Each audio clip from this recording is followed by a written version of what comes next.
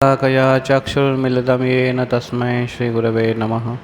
नमो विष्णुपादाय कृष्णप्रेष्ठाय भूतले श्रीमते भक्तिवेदान्तस्वामिन् इति नामिने। नमस्ते सारस्वतीदेवे गौरवाणी प्रचारिणे निर्विशेषशून्यवादी पाश्चात्यदेशतारिणे। जय श्री कृष्ण चैतन्य प्रभु नित्यानंद श्री अद्वैत गदाधर शिवासदि गौरभक्तवृंद।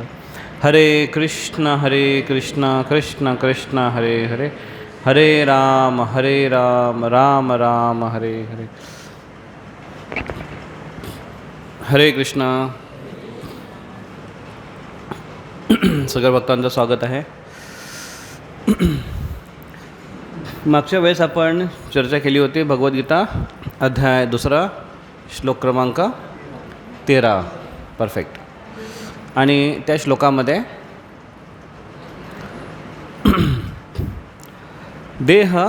आत्मा देह परिवर्तन करतोय याविषयी चर्चा करण्यात आली। कौमारम यौवनम जरा तथा देहांतर प्राप्ती धीरस्तत्र न मुह्यते।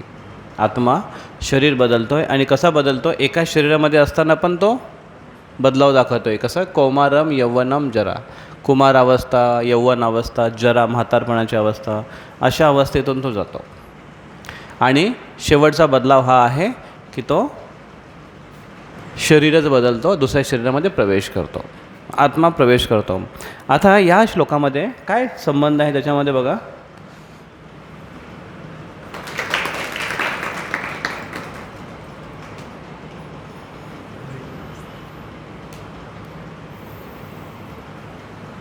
दुसऱ्या अध्यायाच्या 14व्या श्लोकामध्ये आजच्या श्लोकात काय सांगितलेले? परिवर्तनाने होणारा त्रास सहन करावा हे सांगितले। परिवर्तन होताना त्रास होतो है की नाही? जॉब शिफ्ट झाला त्रास होतो, घर शिफ्ट होताना त्रास होतो, शिफ्ट झाल्यावर त्रास होतो, ॲडजस्ट करायला त्रास होतो है की नाही? परिवर्तन हे सहजासहजी आपल्याला आवडत नाही। फक्त एक जर एका जॉबमध्ये आहे व्यक्ती आणि त्याचं प्रमोशनचं परिवर्तन झाला तर ते आवडतं। 15,000ची नोकरी आहे, आता 20,000 रुपये भेटायला लागले, परिवर्तन आहे ना, आवडतं। असे परिवर्तन आपल्याला आवडतात। तरुण अवस्था, लहान अवस्थे, कुमार अवस्थेतून तरुण अवस्थेमध्ये गेलं तर हे परिवर्तन आपल्याला आवडतात। पण तरुण अवस्थेमधून म्हातारपणामध्ये जातांचा परिवर्तन आपल्याला आवडत नाही। आणि त्यातले त्यात शरीर जेव्हा परिवर्तन होतं, बदलावं लागतं, तेव्हा मात्र होणारा परिवर्तन आपल्याला अजिबात आवडत नाही। कारण एक शारीरिक त्रास होतो, दुसरा मानसिक पण त्रास होतो। मानसिक त्रास काय होतो? सोडून जाण्याची भीती। कारण ह्या शरीराने एवढे सगळे नातेवाईक सगळे जमा केलेत, प्रपंच जमा केला आहे, प्रॉपर्टी जमा केला आहे, समाजात नाव एक जमा केलं आहे, आणि हे सगळं एका क्षणात सोडून जायचं आहे। मग व्यक्तीला त्रास होतो, अरे मी कुठे चाललो आहे? मला एकदा एक गोष्ट ऐकून मला एवढं कसं तरीच वाटलं। प्रेत यात्रा होती आणि आमचे फार जुने असे म्हणजे सगळ्या मोठ्या कुटुंबातले सगळे मोठे आजोबा म्हणायचं मी त्याला, सगळ्यात मोठे व्यक्ती होते आणि ते वारले। आणि त्यांची म्हणजे आमची आजी, त्यांची मिसेस, आणि जेव्हा त्याला घरातून बाहेर काढला, सगळं ते झाल्यानंतर बाहेर काढतात, आंघोळ बिंगोळ झाल्यानंतर बाहेर तिरडी बाहेर काढतात, आणि मग ते सगळ्या स्त्रिया खूप रडत होत्या। आणि जेव्हा त्याला उचललं तर तेव्हा ती आजी अशी रडायला लागली, काय म्हणते, अरे कुठे चाललास रे, कुठे चालला, असं बोलून रडायला लागले ते, कुठे चाललास रे बाबा, कुठे चाललास? हे ऐकून मला एकदम कसं तरी वाटलं की बापरे, कुठे चालला? आता काय पेटायला चाललाय तो आणि स्मशानात चाललाय तो। तर हा रस्ता जो आहे हा किती भयानक आहे। त्याच्यामुळे ते त्रासदायक आहे, वेदनादायक आहे। आणि म्हणून असे वेदनादायक जे परिवर्तन असतात, त्या परिवर्तनाशी कसं डील करावं हे कृष्ण आजच्या श्लोकामध्ये आपल्याला समजावून सांगतायत। चला मग आजचा श्लोक चर्चा करूया। भगवद्गीता 2 अध्याय 14वा श्लोक। सर्वांनी म्हणा, मात्रा स्पर्शास्तु कौन्तेय शीतोष्ण सुख दुःखदाः आगमापायिनो नित्यास् तां तितिक्षस्व भारत। आता इथे खालचा जो स्ता आहे ना, स्ताम, तर तिथे पहिल्या तीन नंबरच्या लाईनचा नित्या जो आहे ना, नित्याच्या पुढे हा जोड शब्द असल्यामुळे तो स तिकडे जाईल. मग तो कसा होईल? नित्यास असं होईल तो. आणि इकडे कसं होईल? ताम तितिक्षस्व असं त्याचा उच्चारण होईल. मात्रा स्पर्शास्त कौंतेय शीतोष्ण सुख दुःख दाह दाह शीतोष्ण सुख दुःख दाह आगमापायी नो नित्या. पायी नोच्या पुढे असा एक चिन्ह दिसतं आहे यस सारखं. तो यस म्हणजे त्याला प्रोनाऊन्स होतो अ म्हणजे अनित्या असं होतो. आगमापायी नो नित्या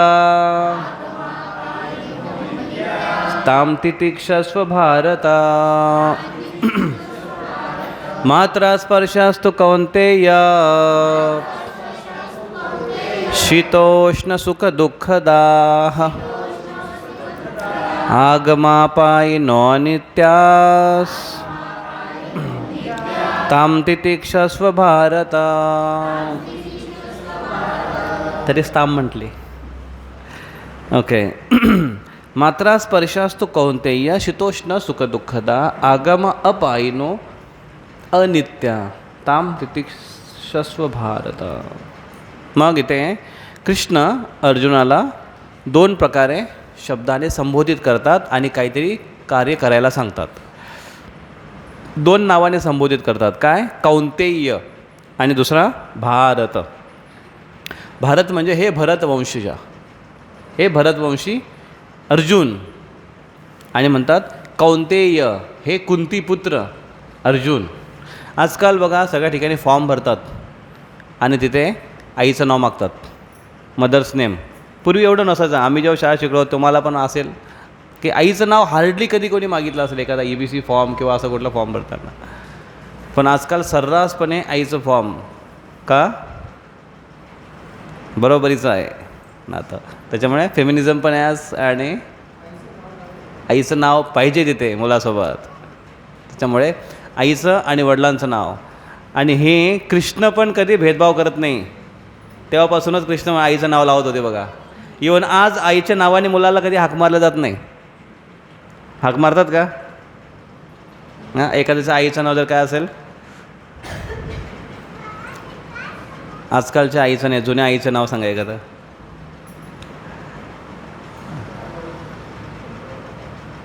हां,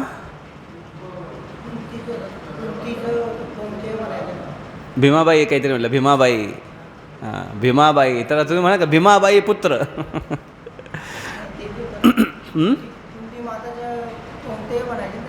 हां, तर मग तेच चर्चा करतोय आपण. कोणतेही असला अर्थ हाच आहे की कुंतीचा पुत्र.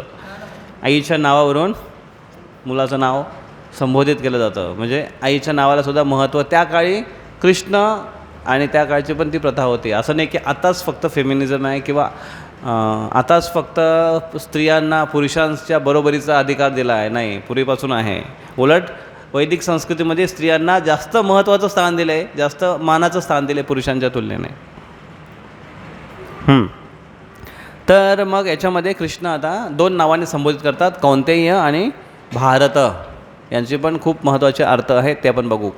मधला जो अर्थ आहे त्याच्यामध्ये मात्रा स्पर्शास्तु, मात्रा आणि स्पर्शास्तु याने काय करायचं आहे? शीत उष्ण सुखदा आणि आगम अपायिनो येतील आणि जातील. काय? शीत उष्ण. शीत म्हणजे थंड, उष्ण म्हणजे गरमी, थंडी गरमी म्हणजेच हां, हिवाळा आणि उन्हाळ्यासारखं ते येतील जातील. काय? सुख आणि दुःख. कशाने? मात्रा आणि स्पर्श, इंद्रिय आणि इंद्रिय विषयांच्या संगमाने. ताम तितिक्षस्व भारत. ताम तितिक्षस्व. तितिक्ष म्हणजे सहन करणे. अर्जुना, सहन करायला शिक. हे कृष्ण या श्लोकात सांगतात. मग काय सांगतात कृष्ण? की इंद्रिय आणि इंद्रिय विषयांच्या स्पर्शाने सुख दुःख येतील. ज्या पद्धतीने सर्दी गरमी येते, उन्हाळा हिवाळा येतो, त्या पद्धतीने सुख आणि दुःख येतील जातील. आणि हे कसं येतील जातील, येतील पण आणि जातील पण. पण हे जाणं येणं पण अस्थिर आहे. जाणं येणं पण नित्य नाही आहे, तात्पुरतं आहे. म्हणजे गेलं ते तात्पुरतं गेलं, पुन्हा येणार आहे. आणि आलं ते पण तात्पुरतं आहे, कारण ते जाणार आहे. कोविड आला, नको नको वाटत होता, पण गेला. गेल्यानंतर सुस्कारा सोडला, चांगला वाटलं. पण कोविड गेल्यानंतर आता युद्धाचे प्रसंग सुरू झाले आहेत. युद्धाचे वातावरण डोक्यावर असे भिरभिरत आहेत, कधी काय होईल माहिती नाही आहे. हे पण जाईल, ते पण अस्थिर होतं, हे पण अस्थिर आहे. आणि ह्याच्यानंतर पुढचं येणार नाही असं पण नाही आहे, ते पण परत येऊ शकतं. अनित्य. म्हणून काय करा अर्जुन, ह्या सगळ्या गोष्टीच्या मागे लागू नको तू. हे येणं जाणं चालू राहील याचं. आणि हे आलं तरी पण जास्त दिवस टिकणार नाही, गेलं तरी पण पुन्हा येण्याची शक्यता आहे. ताम तितिक्षस्व, सहन करायला शिक. हा त्याचा एक साधा अर्थ आहे. आपण एकेका लाईनवर चर्चा करूया. पहिला, मात्रा स्पर्शास्तु. मात्रा आणि स्पर्श. मात्रा हा या शब्दाचा अर्थ आहे तन्मात्रा. तन्मात्रा. तन्मात्रा म्हणजे इंद्रिय विषय. इथे तुम्हाला फोटो दिसतोय, कसले फोटो येते? पंच ज्ञानेंद्रिय. आपल्याला प्रत्येकाला 5 ज्ञानेंद्रिय आहेत, होय की नाही? बघा, कुठले कुठले पंच ज्ञानेंद्रिय कोण सांगेल? सांग.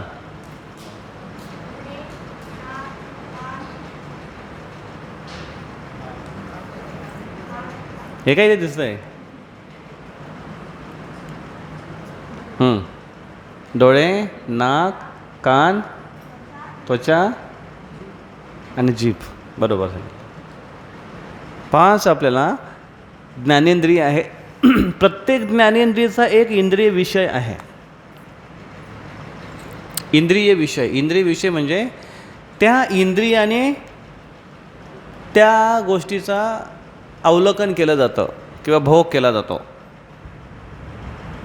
जोड्या लावा.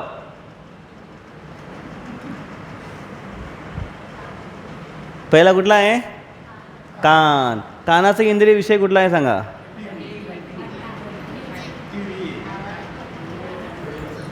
कानाचा कुठला आहे? घंटी.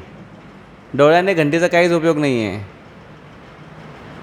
घंटी कानाचा. पुढचं काय आहे? जीभ.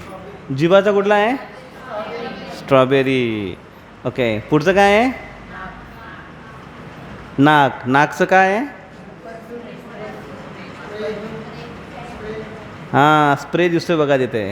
त्याच्यानंतर पुढचं काय आहे? डोळ्याचं काय आहे? T V. ओके. आणि तर तिकडचं काय आहे? त्वचा. हात. पण तर त्वचेसाठी सांगितलं आहे. स्पर्श. त्याचं कुठलं आहे? खेळणं आहे की काहीतरी आहे, ते आहे ना? बरोबर ओळखतो, तुम्हाला पैकीच्या पैकी मार्क्स आहेत. इंद्रिय आणि इंद्रिय विषय. आता याच्यातूनच तुम्हाला हे सांगायचं आहे की कानाचा इंद्रिय विषय काय आहे? घंटा. हां, आवाज. फार बुद्धिमान आहेत तुम्ही. कानाचा इंद्रिय विषय काय आहे? शब्द. कानाचा इंद्रिय विषय आहे शब्द. शब्द, ध्वनी. ध्वनीला शब्द पण म्हणतात. शब्द, ध्वनी. ध्वनी हा कानाचा इंद्रिय विषय आहे. कानाचा संबंध फक्त आणि फक्त ध्वनीशी आहे. जर त्या कानाजवळ तुम्ही मोबाईल ठेवला आणि एक चांगलं पिक्चर लावलं तर कानाला काहीच घेणं देणं नाही त्याशी. बरोबर आहे? त्या कानाजवळ जर तुम्ही एक मस्तपैकी थंडगार आताच्या गरमीमध्ये आणि तुम्ही गुळकंदची आईस्क्रीम जर ठेवली, गुळकंदची आईस्क्रीम खाल्ली? भुसावळला नरसिंह चतुर्दशीच्या दिवशी नैसर्गिक पद्धतीने बनवले जाणार आहे आईस्क्रीम सर्वांसाठी. तुम्हाला पहिल्यांदाच मी आमंत्रण करतो आहे. कुठला जिभेचा कुठला इंद्रिय विषय आहे तो? जीभ. ती आईस्क्रीम जर तुम्ही कानाजवळ ठेवली तर कानाला काय घेणं देणं आहे? ती आईस्क्रीम तुम्ही डोळ्याजवळ ठेवली, डोळ्यांना काय करायचं आहे? डोळे बघतील फक्त आणि जिभेला म्हणेल ए बघ बघ तुझी वस्तू आली इकडे आहे ना. प्रत्येक इंद्रिय विषयाला त्या इंद्रियांशी संबंध आहे, बाकी इंद्रियांशी काही संबंध नाही आहे. जिव्हा, मग कानाचा इंद्रिय विषय आहे शब्द ध्वनी. जिव्हेचा इंद्रिय विषय काय आहे? चव. चव स्ट्रॉबेरी नाही, चव. चव कधी कधी आई म्हणते ना काय चव सख्या ह्या. थोडं पण त्याला 19-20 चालत नाही, मीठ इकडे तिकडे चालत नाही. किंवा एखादी मुलगी असते काय चव सखी आहे. मग कधी कधी अशा मुली असतात किंवा मुलं जरा किरकिरे असतात आणि ते खाऊन त्याच्या अंगाला लागत नाही. इंद्रिय विषय जिव्हा, चव. नाकाचा गंध, राईट, गंध.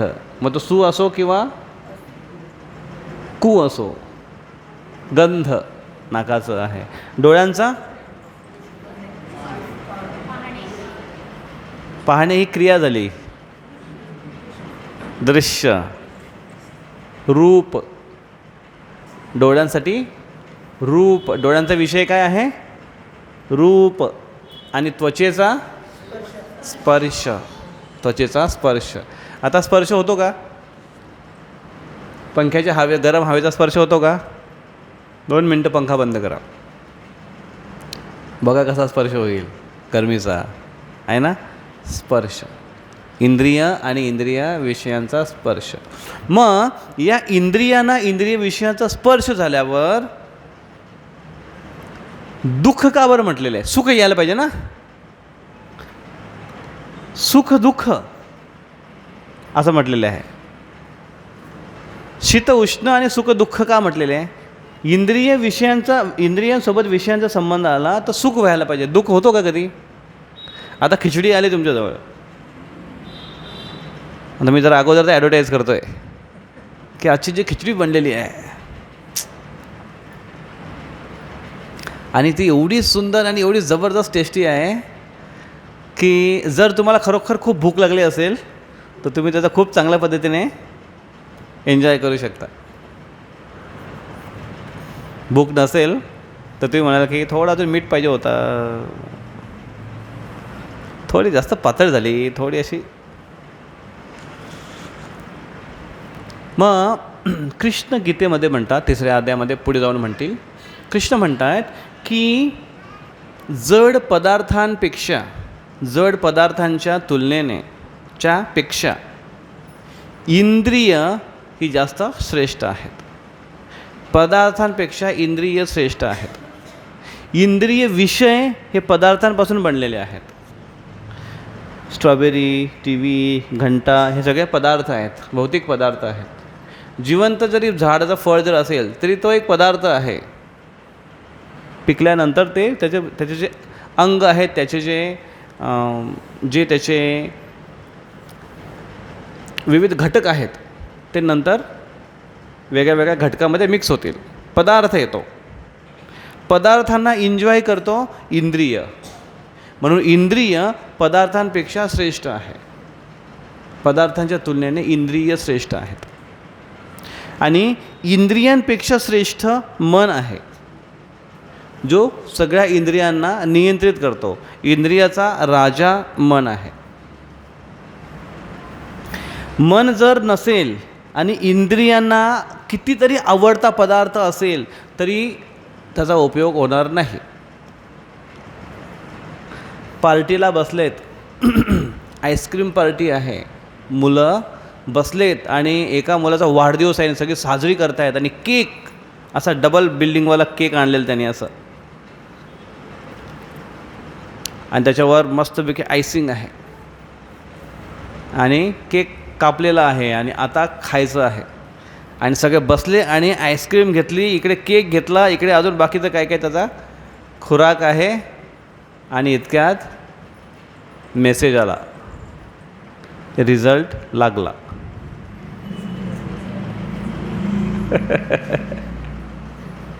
आणि त्यांनी बघितलं, अरे बाप, रिझल्ट लागला. आणि त्याच्या डोळ्यासमोर सगळ्यात पहिल्यांदा काय, पप्पा दिसणार. मग मी दिसणार मार्क्सच्या सोबत आणि समोर आईस्क्रीम आहे, केक आहे, एवढ्या सगळ्या वस्तू खायच्या दिसतील. काय एन्जॉय करणार तो? काय एन्जॉय करेल तर? नाही एन्जॉय करू शकत. मन जास्त शक्तिशाली आहे इंद्रियांपेक्षा. आपल्या या भौतिक जगामध्ये एक मुख्यत्वेने 24 तत्त्व मानले जातात भगवद्गीतेनुसार. कोण सांगेल 24 तत्त्व? मागच्या वेळेस झालेले नाही आहे भक्तिवृक्षमध्ये. मागच्या वेळेस चर्चा केली होती का आपण? हां, पंच ज्ञानेंद्रिय, पंच कर्मेंद्रिय. हां, कोण सांगेल इकडे? पुरुषांमध्ये कोण सांगेल? 24 तत्व. हां, पंचमहाभूत 5 झाले. कुठले महाभूत आहेत?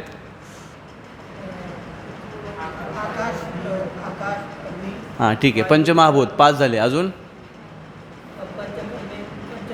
पंचज्ञानेंद्रिय 10 झाले. पंचकर्मेंद्रिय 15 झाले.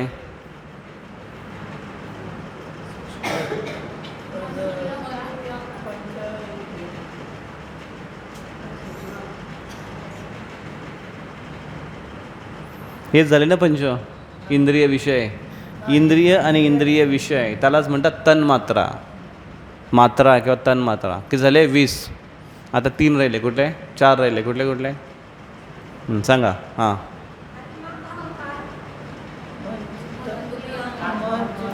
मन, बुद्धी, अहंकार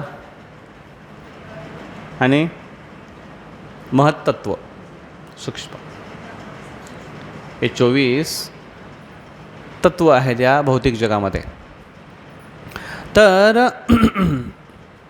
इंद्रिय आणि इंद्रिय विषय यांचं आपापसामध्ये नैसर्गिक एक आकर्षण असतं.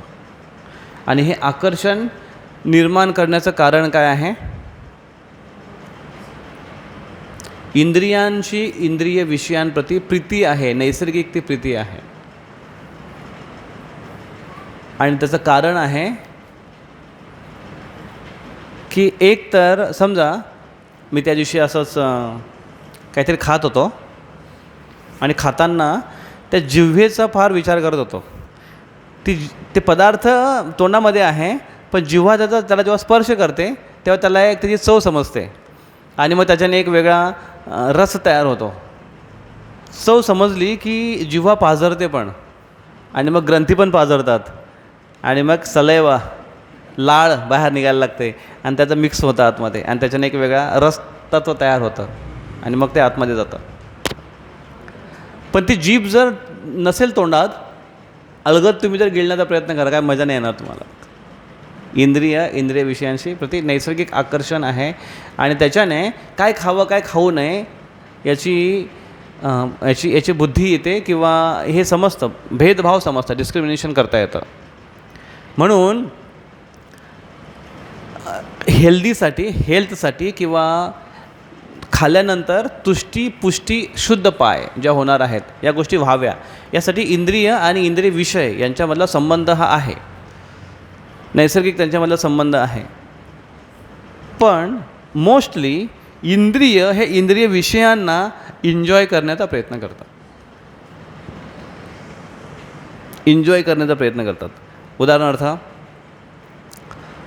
उदाहरणार्थ जिव्हा घ्या. जिव्हेला काय आवडतं? प्रत्येकाची आवड वेगळी असणार आहे. काय आवडतं तुम्हाला खाण्यामध्ये? सर्वच आवडतं, पण त्याच्यामध्ये सर्वांमध्ये सगळ्यात जास्त काय आवडतं? ते बघितल्याबरोबर तुम्हाला वाटलं की वाव, किती पण थकून आल्यानंतर तर मुझ्यापेक्षा माताही सांगतील. सांगा माता, यांना काय आवडतं? खिचडी चुपचाप खाऊन घेतो. याने म्हटलं की आता चुपचाप आम्ही खाऊन घेतो आणि त्याने म्हटलं की आम्हाला तर तिकडे पण मिळत नाही, इथेच मिळतं. सगळ्याच्या गाराने येत आहेत आज. हां, असं काय ऑप्शन नाही किंवा ऑब्जेक्शन नाही. ऑप्शन नाही म्हणजे असा काही इलाजच नाही आम्हाला. तुम्हाला काय आवडतं? आंबट जास्त आवडतं. ओके, यांना तिखट आवडतं. तिखटवाला तिकडे पण एक आहेत. तुम्हाला तरी जास्त आवडते ना? हां, तुम्हाला काय आवडतं? गोड, तिखट, तिखट, गोड, तिखट, गोड, गोड. ते तिकडे झोपलेले प्रभूजी. तुम्हाला काय आवडतं? गोड, तिखट, गोड दोन्ही पण, म्हणजे गोड आंबट. इकडे हां, इकडे मागे मागे गोड, गोड, गोड. इकडे गोड, गोड, गोड. गोडच आवडतं सगळ्यांना.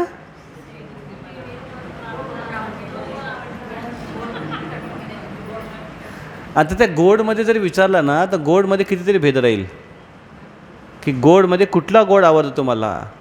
रसमलाई आवडते, रसगुल्ला आवडतो, गुलाबजामुन आवडतो, करंजी आवडते, दुसरं काय असतं ते? नाही, ते करंजीमधला एक प्रकार असतो बघा,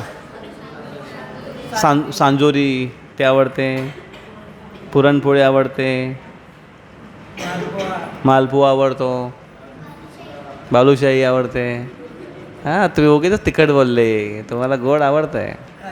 प्रत्येकाच्या इंद्रियांचा विषय वेगळा आहे आणि ती इंद्रिय विषयांचा एन्जॉय करण्याचा प्रयत्न करते. मग एन्जॉय करताना जो आनंद होतो आणि त्या एन्जॉयमध्ये करून करून करून करून एक फ्रस्ट्रेशन येतं, कारण त्याची एक लिमिट्स आहे. त्याला म्हणतात वाढत्या उपयोगितेचा सिद्धांत इकॉनॉमिक्समध्ये. उपयोगिता म्हणजे मागणी आणि पुरवठा हा सिद्धांत आहे. इकॉनॉमिक कोणी अभ्यास केला असेल तर मागणी पुरवठा. मागणी वाढली की पुरवठा वाढतो, पुरवठा वाढला की मागणी कमी होते, बऱ्याच वेळा प्राईस घसरते. आणि एखादी गोष्टीची जेव्हा मागणी येते तेव्हा तो घटक जेव्हा एन्जॉय केला जातो तर प्रत्येक घटकातून एक एन्जॉयमेंटची एक ठराविक मर्यादा त्याला मिळते. त्याला म्हणतात उपयोगिता.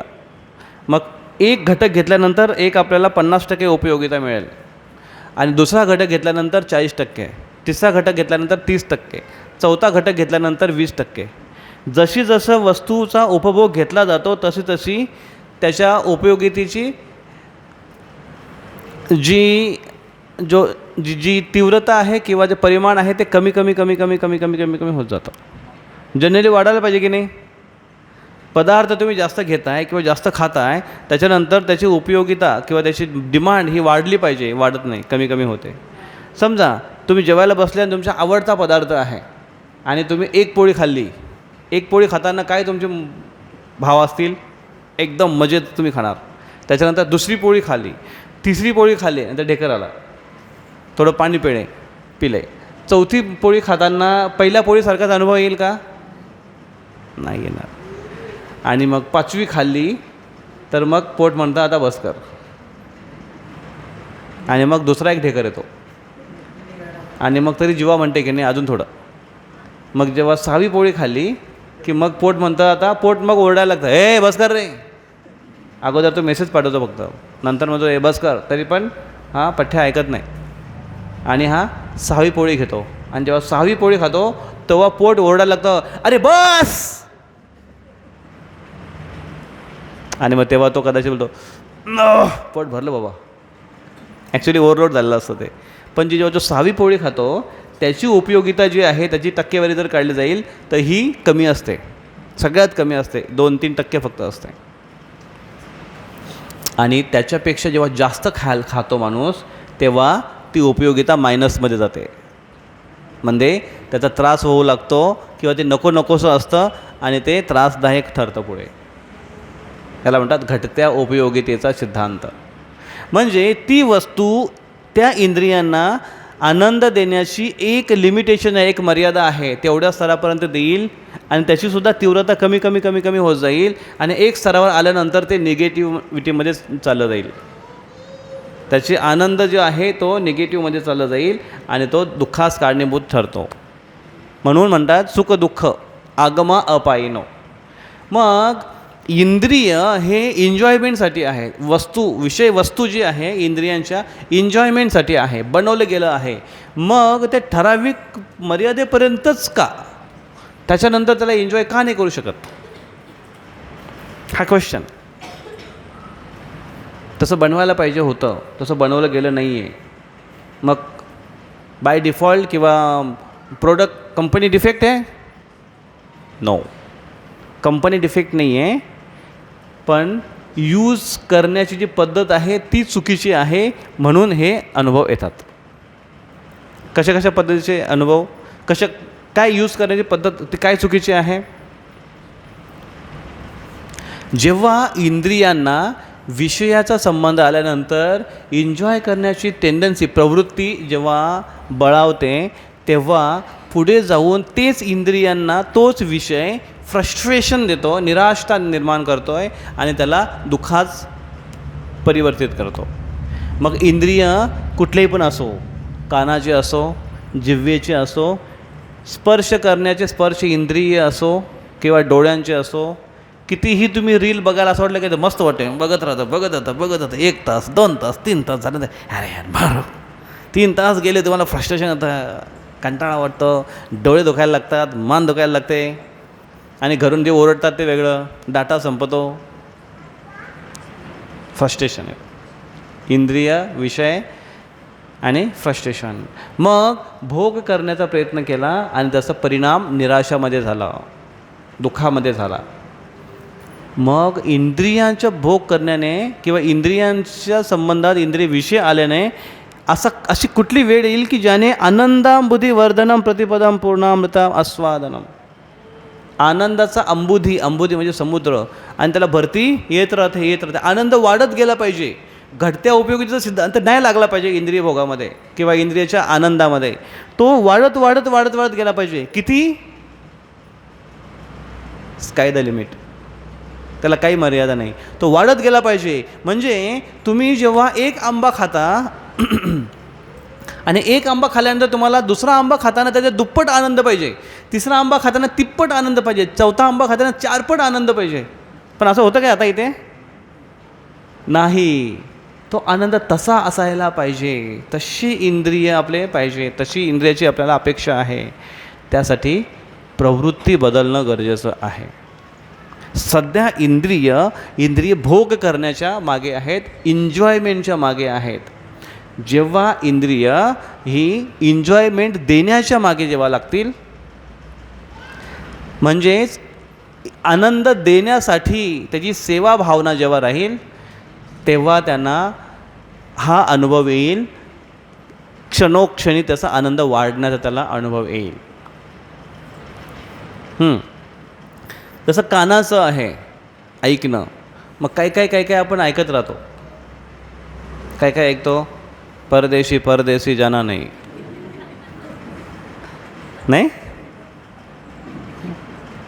तू चीज बडी है मस्त किती ऐकून आणि मग फ्रस्ट्रेशन. त्याच कानांना ते इंद्रिय विषय एन्जॉयमेंटसाठी प्रयत्न करतो आहे, काही वेळानंतर फ्रस्ट्रेशन येतं. पण तेच कान जेव्हा हरिकीर्तन ऐकतं, तेच कान हरिभजन कथा श्रवण करतं, तेव्हा त्यांना अनुभव येतो अजून ऐकावं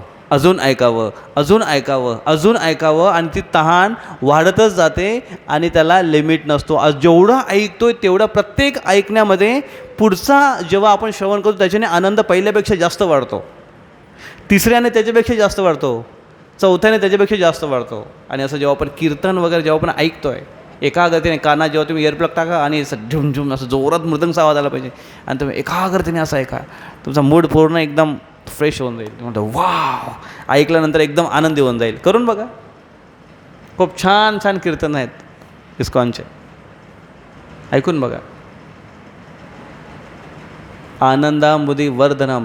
तेव्हा आपले कान एन्जॉयमेंटसाठी ऐकत नसतात, सर्व्हिस मूडमध्ये ऐकत असतात. आणि ह्या भौतिक जगामध्ये किंवा ह्या प्रकृतीचा नियम असा आहे की भोग्य वस्तू, प्रकृती ही जास्त एन्जॉय करते भोग्य किंवा भोगी व्यक्ती किंवा पुरुषापेक्षा. ह्या भौतिक जगामध्ये एकच पुरुष आहे, ते म्हणजे कृष्ण भगवान विष्णू. एकले ईश्वर कृष्ण आर सब भृत्य. बाकी सगळे प्रकृती आहेत, भोग्य आहे. मग इथे तथाकथित आपण जे पुरुष आहोत, किंवा आज तथाकथित ज्या स्त्रिया पुरुष बनू इच्छितात, फक्त पॅन्ट घातली म्हणजे पुरुष झाला असं नाही. त्यांची पण भावना आहे एन्जॉय करण्याची, भोग करण्याची. ती प्रवृत्ती आहे, ती भोगी प्रवृत्ती जी आहे ती पुरुष प्रवृत्ती आहे, कारण पुरुष भोगता असतो. आणि ती प्रवृत्ती स्त्रियांमध्ये पण आहे, ती प्रवृत्ती पुरुषांमध्ये पण आहे. ती सगळी प्रवृत्ती म्हणजे पुरुष प्रवृत्ती. पुरुषा प्रकृतीस्तो ही भुंगते प्रकृती जार गुणान कारणम गुण संगस्ते सद असत योनी जन्मसू. जेव्हा जीवात्मा पुरुष भावनेने प्रकृतीचा भोग करू इच्छितो, तेव्हा तो गुणांच्या प्रभावाने चांगल्या वाईट पद्धतीच्या योनी जन्म त्याला स्वीकार करावा लागतो. मग या भौतिक जगाचा किंवा आध्यात्मिक जगाचा भोगी एकच व्यक्ती आहे, ते म्हणजे भगवान. आणि त्या भगवंतांची जेव्हा सेवा करू इच्छितो, त्यांना आनंद देण्यासाठी, त्यांचा भोग्य बनण्यासाठी, तेव्हा जो भोग्य आहे, वस्तू आहे, त्यालासुद्धा अधिक आनंद होतो. आणि किती आनंद होतो तो प्रत्येक क्षणी वाढत जातो. आणि हाच आनंद किती वाढतो आहे हे माहिती पडण्यासाठी भक्तांना काय आनंद मिळतो आणि भक्त शिरोमणी श्रीमती राधाराणींना सेवा करून काय आनंद मिळतो हा चाखण्यासाठी कृष्ण गौरांग महाप्रभूंच्या रूपात येतात. की मला समजत नाही की मी यांचं एन्जॉय करतो आहे, ही सगळी माझी सेवा करतायत, पण माझ्यापेक्षा हे जास्त सुखी कसे काय, याचा अनुभव कृष्णांना माहिती नाही आहे ना. शक्कर क्या जाने उसकी मिठास. साखरेला काय माहिती आहे तुम्ही किती गोड आहेत, त्यांना आपल्यालाच माहिती साखर किती गोड आहे ना. तसं कृष्णांना काय माहिती आहे की कृष्ण किती स्वीट आहेत ते. आणि म्हणून ते कृष्ण भक्ताचा भाव घेऊन येतात आणि ते इथे सेवा करू इच्छितात, सेवा करतात गौरांग महाप्रभूच्या रूपात. म्हणून सेवा ही भावना आनंद देणारी आहे. हा प्रकृतीचा नियमच आहे, तो भौतिक जगातला असतो किंवा आध्यात्मिक जगातला असतो. भागवत पुराणांमध्ये एक स्टोरी येते, सत्य घटना येते की एक राजा होते आणि ते चुकून अशा एरियामध्ये गेले जी एरिया शापित आहे. त्या एरियाला शाप असा होता की या एरियामध्ये फक्त स्त्रियाच अलाउड आहेत. Only females are allowed, not any male. आणि जर एखादा मेल तिथे चुकून आला तर तो फिमेल बनेल, अशी एरिया आहे. आणि त्यासाठी ती शिवजीने खास करून पार्वतीसाठी ती एरिया दिली होती, जेणेकरून पार्वतींना शिवजींसोबत एकांतामध्ये असं लाज वाटायला नको. एखादा पुरुष दुसरा त्यांना कुठलाच पुरुष नाही अलाउड, फक्त एक शिवजी, एक पुरुष त्यांना हवं होतं. आणि म्हणून ती जागा तशी होती. आणि एक राजा तिथे आले आणि ते चुकून आल्यामुळे त्यांना माहिती नव्हतं, चुकून आल्याने बघतो त्यांनी लगेच त्या एरियामध्ये गेल्याबरोबर लगेच सी झाले. आणि त्यांनी म्हटलं अरे हे असं काय. तुम्ही विचार करा की तुम्ही आज इकडे निघाले आता बाईकवर आणि चुकून एखादा रस्ता चुकला, तुम्ही कुठल्या तरी गल्लीत घुसले आणि कुठली एखादी तरी गल्ली घुसले गणपती नगरच्या, त्या गल्लीत घुसून त्या साईडला बाहेर निघाले. ते म्हणतात ही साडी, हे लांब केस, हे जुल्फे, हे काय झालं.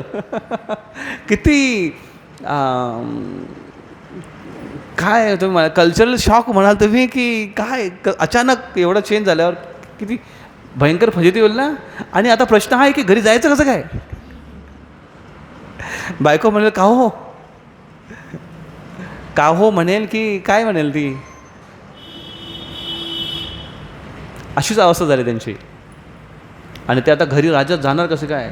तिथेच थांबले ते आणि ते भगवंतांना प्रार्थना करायला लागले, भगवान शिवजींची आराधना करायला लागले. भगवान शिवजी प्रकट झाले. ते म्हटले की अरे तुला माहिती नव्हतं. बोले मला माहितीच नव्हतं ही एरिया, माफ करा मला. मग त्याने म्हटलं ठीक आहे, शापातून मुक्त तर होऊ शकत नाही तू, पण तुला थोडंसं कन्सेशन दिलं जाईल. काय कन्सेशन. 1 महिना पुरुष आणि 1 महिना स्त्री. मग तो राजा 1 महिना जेव्हा पुरुष होता तेव्हा राज्यात राहायचा आणि जेव्हा तो दुसरा महिना स्त्री होईल तेव्हा तो राज्यातून बाहेर दुसऱ्या ठिकाणी राहायचा. अशी त्याची अवस्था झाली होती. आणि जेव्हा त्याचं जीवन संपायला आला. हे महत्त्वाचा विषय लक्षात घ्या. जेव्हा त्याचं जीवन संपायला आला आणि त्याला विचारलं की तुझा काय अनुभव आहे, कारण त्याला एकच जन्मामध्ये 2 अनुभव मिळाले, स्त्री आणि पुरुष. हे आपल्याला येथे सगळं प्रॉब्लेम आहे. पुरुषाला म्हणतो पुरुषाचा जन्म नको गं बाई, नाही नको रे बाबा. आणि स्त्री म्हणते बाईचा जन्म नको गं बाई, आहे ना. बाईचा जन्म काय बाई, कितीतरी प्रॉब्लेम्स आहेत, कितीतरी त्रास आहे, कितीतरी संकट आहेत. आणि पुरुषांना पण असं वाटतं. स्त्रियांना पुरुष म्हणतात स्त्रियांना काय, आपलं काय शाळा नाही शिकला तरी काय प्रॉब्लेम नाही, नोकरीचं काय झंझट नाही, आणि पुरुषांना तर कमवणंच आहे. आणि आजकाल स्त्रिया म्हणतात की नाही नाही, स्त्रियांना किती प्रॉब्लेम आहे, कितीतरी संकट आहेत, काय काय कोणी काही बोलतं, चुपचाप बिचारीला सहन करावं लागतं. पण हे राजा आता म्हणत आहेत की त्यांना जेव्हा विचारलं गेलं की पुढचा जन्म तुम्हाला घ्यायचं झालं तर तुम्ही कुठला जन्म जास्त आनंददायक आहे म्हणून तुम्ही स्वीकाराल. त्याने म्हटलं स्त्रीचा जन्म. कारण स्त्रियांचा जन्म हा जास्त आनंददायक इंद्रिय तृप्तीसाठी आहे, असं त्यांचं स्वतःचं मत आहे, त्यांचा अनुभव आहे. का? कारण मोस्टली ही जी एक प्रवृत्ती जी तयार झालेली आहे आज इकडे, का स्त्री एक भोग्य वस्तू म्हणून लोक विचार करतात आणि पुरुष हा भोगी व्यक्ती आहे, या पद्धतीने एक भावना आहे, प्रकृती आणि पुरुष. पण जेव्हा एखादा व्यक्ती सेवेसाठी तत्पर असतो आणि भोग देण्यास जेव्हा योग्य असतो, त्या व्यक्तीला त्या भोगी व्यक्तीपेक्षा जास्त आनंद अनुभवायला मिळतो. हा नियमच आहे प्रकृतीचा. आणि म्हणून जेव्हा इंद्रिय आपली भोगी न बनता भोग्य बनतील आणि जेव्हा ते इंद्रिय सेवा करण्यासाठी तत्पर राहतील, त्यावेळेस त्यांना फ्रस्ट्रेशन येणार नाही किंवा सुख दुःख आणि शीत उष्ण या द्वंद्वामध्ये ते अटकणार नाही आहेत. मग त्यासाठी या भौतिक जगातल्या कुठल्याही वस्तू किंवा कुठल्याही एन्जॉयमेंट हे आपल्याला निराशा देणारच आहे 100%. आध्यात्मिक जीवनाची या आध्यात्मिक ज्या इंद्रिय विषय जे आहेत ते आपल्याला अमर्यादपणे आनंद देतील. जसं कानांचं मी सांगितलं, कान येतात सेवेसाठी लागले आहेत. हां, कानांना पण एन्जॉयमेंट आहे. जेव्हा आपण कीर्तन ऐकतोय, कथा ऐकतोय, भागवतम ऐकतोय, त्यांना पण एन्जॉयमेंट आहे, पण ते सर्व्हिस मूडमध्ये आहेत. काय? भागवत कथा श्रवण करणं. भागवत आपण म्हणत नाही की चला आज जाऊ कथा भागवत कथा एन्जॉय करू. भागवत कथा एन्जॉय नाही करत. भागवत कथा ही श्रवण करतात आणि भागवत कथेमध्ये आनंद घेतात. त्याच पद्धतीने महाप्रसाद जेव्हा आपण खातोय, महाप्रसाद एन्जॉय नाही करत. महाप्रसाद आपण काय म्हणतो त्याला, इंग्रजीमध्ये त्याला म्हणतात ऑनरिंग महाप्रसाद. महाप्रसादचा आदर करतोय. महाप्रसाद खातो असं नाही म्हणत कधी. काय करतोय? काय नाही, महाप्रसाद खातो असं नाही म्हणत आपण. महाप्रसाद एकटं घेतो किंवा ऑनरिंग महाप्रसाद. भक्तांच्या बाबतीत तरी असंच बोललं जातं मोस्टली, अशीच भाषा आहे. काय करतोय? झालं का? इथे जनरली आपल्याकडे हे काय असतं भाषा, जेवला का? काय जेवतो? भक्तगण विचारतात प्रसाद झाला का, प्रसाद घेतला का? 3 टाईम प्रसादच घेतात ते, 3 असो 2 असो जे पण असतील ते. आणि प्रसाद एन्जॉय नाही केला जात, प्रसाद ऑनर केला जातो. आणि त्याच्यामुळे प्रसादाचं फळ आहे ते आनंदवर्धनम असतं. आणि जेव्हा त्याच्यामध्ये ही भावना मिक्स होते की मी भगवंतांचा महाप्रसाद घेतो आहे, जिवेपेक्षा अजून थोडा वरचा स्तर, जिवेच्या स्तरावर असला तर थोडासा हे होईल, पण त्याच्यापेक्षा वरचा स्तर की भगवंताचा महाप्रसाद, तर मात्र आनंद, त्या आनंदामध्ये रोमांचित व्यक्ती होईल. तर अशा पद्धतीने प्रत्येक इंद्रियांचं तसं आहे. डोळ्यांचं योग्यच वस्तू बघणार, भगवंतांच्या संबंधित वस्तू बघणार, भगवंतांचं सुंदर रूप दर्शन करणार. जेव्हा तुम्ही भगवंताचं रूप दर्शन करायला जाल तेव्हा असं वाटतं की अरे बघतच बसावं, डोळे तृप्त होत नाही आहे, बघतच बसावं. तो आनंद प्रत्येक क्षण जास्त वरचा मोठा जास्त आनंद असतो. आणि जेवढे जास्त वेळा दर्शन घ्याल तेवढा जास्त आनंद होईल भगवंताचं दर्शन. आणि एखादी मूवीज जेवढ्या जास्त वेळा बघाल तेवढा बोरिंग वाटेल, यार जाऊ दे रे. मग तो धुरंधर असो नाहीतर भूतबंगला असो. भूतबंगला आहे ना? काय आला नवीन तो भूत भूत काहीतरी येते.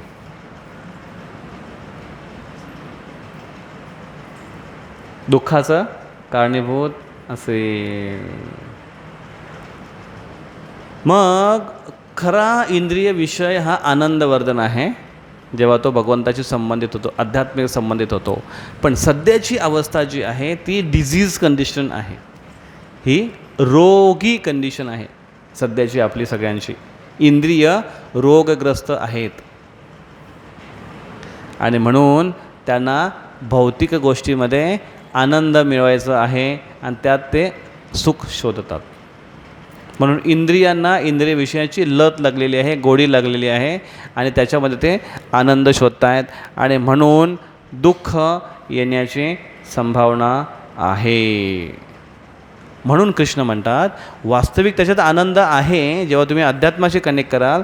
पण आता सध्याची अवस्था अशी आहे की आपण भौतिक वस्तूच्या संपर्कामध्ये आहे आणि भोगाचाच विचार करतो. जेव्हा आपण इंद्रिय विषय बघतो, डोळ्याने एखादी वस्तू बघितली, भोग करण्याचीच भावना असते. एखादा इंद्रिय विषय श्रवण केला, भोग करण्याचीच इच्छा असते, भावना असते. आणि म्हणून सुख दुःख आगम अपायनो या गोष्टी होणार आणि दुःखास कारणीभूत होणार. आणि म्हणून कृष्ण म्हणतात मात्रा इंद्रिय आणि इंद्रिय विषय यांचा स्पर्श झाल्यानंतर मात्रा स्पर्श असतो. हे कोणतेही पुढे काय उदाहरण देत आहेत ते आता, की असं अनुभव येईल तुला या जगामध्ये, फ्रस्ट्रेशनचा अनुभव येईल, निराशेचा अनुभव येईल. पण अचानक ते म्हणत नाही की तू शुद्ध स्तरावर ये. कृष्ण म्हणतात कोणतेय. कुंती महाराणीचं उदाहरण तुझ्या डोळ्यासमोर ठेव. अर्जुन कोण आहे कुंती? कुंती महाराणी कोण आहे? अर्जुनाची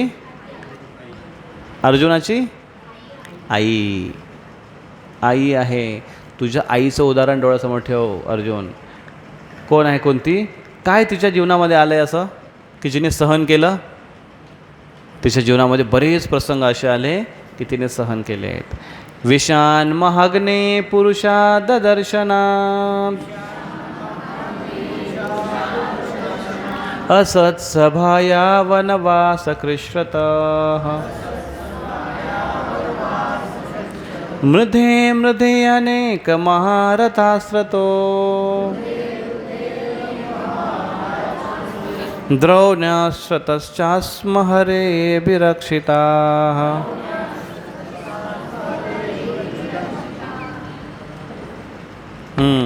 हा कुंती महाराणीची प्रार्थनामधला श्लोक आहे. भगवान कृष्णांना प्रार्थना करत आहेत, हे भगवान कृष्ण, माझ्या जीवनामध्ये असे प्रसंग आले पण तुम्ही माझ्यासोबत होते म्हणून चांगलं होतं. काय प्रसंग आले? विषाण महाग्ने. विषाण विष खाऊ घातलं गेलं आम्हाला. कोणाला विष खाऊ घातलं होतं? भीमाला, मुलाला, लहान होता. आईला कसं वाटलं असेल? बरं झालं मेला असं वाटलं असेल. तिला वाटलं असेल 5 होते त्यातला 1 गेला, ठीक आहे जाऊ दे, 4 तर आहेत असं वाटलं असेल? नाही. किती दुःख झालं असेल तिला. विष घातलं गेलं. महाअग्नी. अग्नीचा काय प्रसंग आहे? फटाफट लाक्षागृहामध्ये जिवंत जाळण्याचा प्रयत्न केला गेला त्यांना. एवढं असं कधी झालं का? कोणी जर नातेवाईकांनी भावाने जर असं जर कट केला आणि कोणाला जिवंत जाळण्याचा प्रयत्न केला, कसं वाटेल तुम्हाला? आणि त्याच्यामध्ये त्यांना रक्षण करणारं कोण नाही आहे. कुंती महाराणी एकटीच आहे ती. आणि लहानपणापासून त्यांना मुलांना सांभाळते ती. तिचा नवरा वारलेला आहे. आजूबाजूला सगळे शत्रू यांच्या वातावरणामध्ये ते राहते. मुलांना घेऊन जाईल कुठे, अशा अवस्थेमध्ये त्यांनी दिवस काढले. आणि कसे प्रसंग घडले? विष घालून मारण्याचा प्रयत्न केला, जाळण्याचा प्रयत्न केला. पुरुषाद दर्शनात. पुरुष कोण? पुरुष एक महाकाय पुरुष होता, त्याचं नाव होतं हिडिंब. त्या हिडिंबने त्याच्यावर आक्रमण केलं होतं. वनवासामध्ये जेव्हा लाक्षागृहात जाळण्याचा प्रयत्न केला तेव्हा ते कसे तरी वाचले आणि निघाले बाहेर. तर ते बाहेर जंगलामध्येच फिरत होते.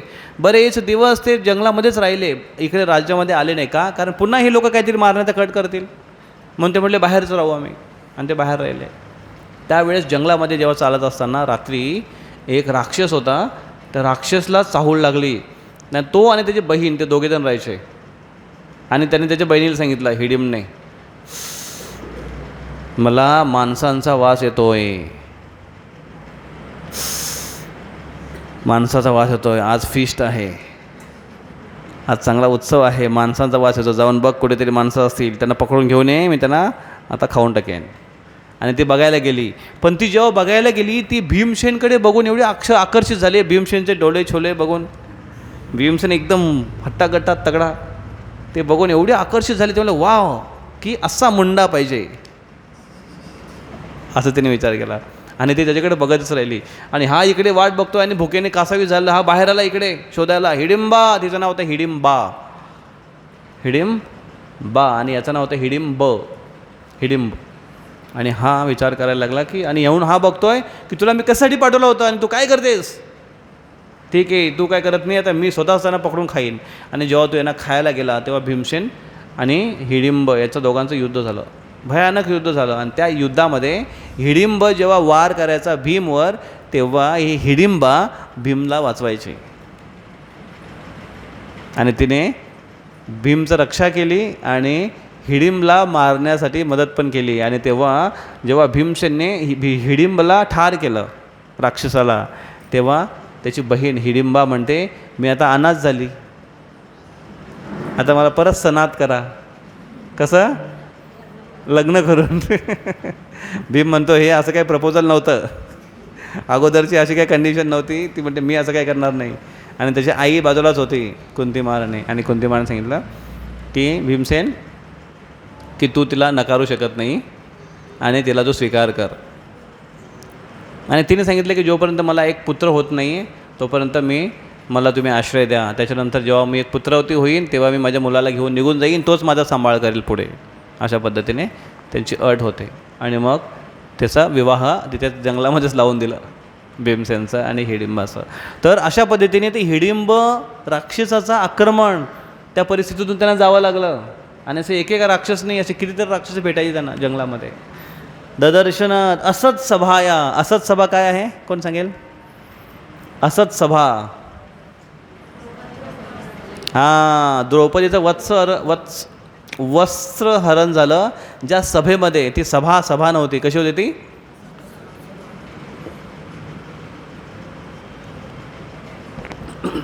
काय त्याला असं सभा म्हटलंय, असं सभा त्यांना काय म्हटलं.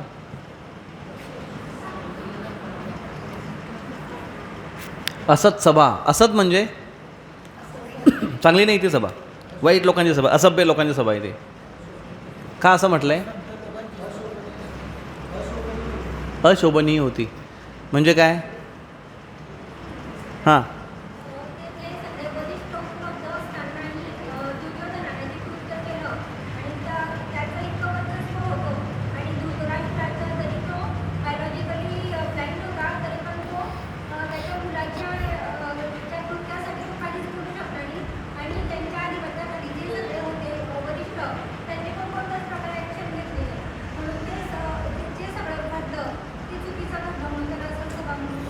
चुकीचं घडलं आणि चुकीचं घडण्यामध्ये त्याने साथ दिला, त्याने विरोध नाही केला. असा नियम आहे की एखादी जर गोष्ट चुकीची घडत आहे तर आपण तिथे त्याला विरोध केला पाहिजे. आणि जर आपण विरोध करण्याच्या लायकीचं नाही आहे, म्हणजे आपली ती योग्यता नाही किंवा तेवढं आपल्याकडे बळ नाही आहे, तर ती जागा सोडून जायला पाहिजे. एखाद्यावर अन्याय होतो, एखाद्या ठिकाणी अत्याचार होतो आहे आणि तिथे आपण जर मजा बघतोय, अच्छा असंच पाहिजे, त्यावेळेस त्याचा अपराध आपल्याला सुद्धा लागतं. तो करणारा करतोय पण त्याचे काही पर्सेंटेज त्याचं फळ आपल्याला सुद्धा भोगावं लागतं. म्हणून जिथे जिथे अन्याय होतो तिथे तिथे प्रत्येकाचं कर्तव्य आहे की ते थांबवलं पाहिजे. आणि इथे असंच सभा आहे ती, त्यांनी प्रत्येकाने साथ दिला त्याचा, सगळेजण बघत होते टकार मकार. असंच सभा या वनवास कृष्यता. वनवासामध्ये जाणं हीच फार भयानक आहे. तुम्हाला आहे कोणाला अनुभव एखादा दिवस वनवासात राहायचा, किंवा एखादा महिना नको, महिना जास्त झाला, एखादा आठवडा, एखादी ट्रिप काढू आपण 5 दिवसाची फक्त वनामध्ये जायचं, डबे बिबे नाही घेऊन जायचे, तिथे जे भेटेल तेच खायचं, हातात फक्त एक जपमाळा घेऊन जायची आणि झोप आली तर उशाला धोंडा दगड, जमीन खाली, जमिनीवर झोपायचं. नैसर्गिक जीवन पूर्णपणे. भूक लागली की थोडं गावामध्ये यायचं, गावामध्ये थोडी भिक्षा मागायची की काय द्या, थोडंसं भिक्षा मागायचं, माधुकरी करायची, त्याचं जे भेटेल ते घ्यायचं आणि परत जायचं आणि जप करायचे किंवा कृष्णकथा करायची. असं करून बघायला पाहिजे नाही का 3 दिवस. एकदा अनुभव घेऊया आपण. जामनेरच्या आजूबाजूला नाही, बाहेर. नाही तर तुम्ही सांगून ठेवाल कोणाला नातेवाईकांना की आम्ही इथे वनवासाची सध्या एक ड्रामा करतो आहे, तुम्ही आम्हाला भिक्षा आणून द्यायची, बरोबर का? तसं नाही, करायला पाहिजे असं. हां, माधुकरी मागतात. वृंदावनला जाऊया, आपण असं करूया. एवढं सोपं नाही ते. जंगलात राहणं. पहिली गोष्ट मच्छर झोपताना चावतील, बापरे, झोप नाही लागणार. मृधे मृधे अनेक महारथाश्रतो, अनेक रथी महारथांनी आक्रमण केलं युद्धामध्ये मुलांवर. जीवघाती अस्त्रांचं आक्रमण झालं. आणि द्रौण्यास्त्र, द्रोणचा पुत्र अश्वत्थामाने कुठला अस्त्र फेकला होता? ब्रह्मास्त्र फेकला होता. त्याच्यातून तुम्ही रक्षा केली भगवंता, हरे अभिरक्षिता. असे कितीतरी प्रसंगांना तोंड दिलं. लहानपणी मुलं, पाच मुलांना सोबत घेऊन, छोटंसं, आणि वडील वारले त्यांचे, विधवा झालेली, जंगलातून त्यांना घरी घेऊन आले. ऋषींनी साथ दिली त्यांना. आणि घरचे लोक स्वीकार करत नव्हते की कोणाची मुलं आहेत. पती तर वारला आहे, मुलं झाले कुठून तुला? पतीला श्राप होता की मुलांना जन्म देऊ शकत नाही, मुलं आले कुठून? सगळ्यात पहिल्यांदा तर हा कलंक लावला गेला त्यांच्यावर. आणि तेव्हा ऋषींनी येऊन त्यांना साक्ष दिली की नाही, ही पवित्र आहे आणि हिची मुलं, हिची स्वतःची मुलं आहेत आणि पतीपासून, देवतांपासून एक डिवाईन अरेंजमेंट, असं त्यांनी सांगितलं. आणि त्यावेळेस त्यांना स्वीकार तर केलं, पण राज्यासाठी स्वीकार करत नव्हते. कितीतरी दुःख सहन करावं लागलं. आणि म्हणून कृष्ण काय उदाहरण देतात? तुझ्या आईचं उदाहरण घे अर्जुन, सहन करायला शिक. कशासारखं? तुझ्या आईसारखं. कौंतेय मात्रा स्पर्शास्तु कौंतेय. पुढची लाईन काय आहे? शीतोष्ण सुख दुःखदाह. शीत उष्ण सुख आणि दुःख. बघा, शीत आणि उष्ण, थंडी आणि गरमी, ही कशाने अनुभव केली जाते? शरीराने, त्वचाने, शरीराने अनुभव केले जाते. आणि सुख दुःख मनाने. सुख दुःख हे मनाने अनुभव केले जातात. चांगलं वाईट, जसं मी तुम्हाला उदाहरण दिलं होतं, खाण्याच्या एवढ्या वस्तू आहेत पण अचानक मेसेज आला आणि मन डिस्टर्ब झालं. अचानक असा मेसेज आला की पार्टीमध्ये आहेत तुम्ही, अचानक मेसेज आला की एखादा व्यक्ती तुमचा कोणी रिलेटिव्ह बाहेर गेला होता आणि बाहेर गेल्यानंतर ते अचानक ॲक्सिडेंट झाला आणि पार्टीला आल्यानंतर रडतच घरी किंवा हॉस्पिटलमध्ये. सुख दुःख ह्या मनाचे अनुभव आहेत. शीत उष्ण हे शरीराचे अनुभव आहेत. आणि हे दोन गोष्टी जेव्हा एकत्र येतात त्याला म्हणतात द्वंद्व. काय म्हणतात? द्वंद्व. म्हणा द्वंद्व. द्वंद्व. हां, द्वंद्व, ड्युॲलिटीज. मग अशा किती द्वंद्व आहेत सांगा बरं? शीत उष्ण, सर्दी गरमी, सुख दुःख, सांगा बरं. दिवस रात्र, फटाफट. चांगले वाईट, आग पाणी, ओके. खरे खोटे, हां, आग पाठी पण ठीक आहे. हां, अजून प्रकाश अंधार, ओके.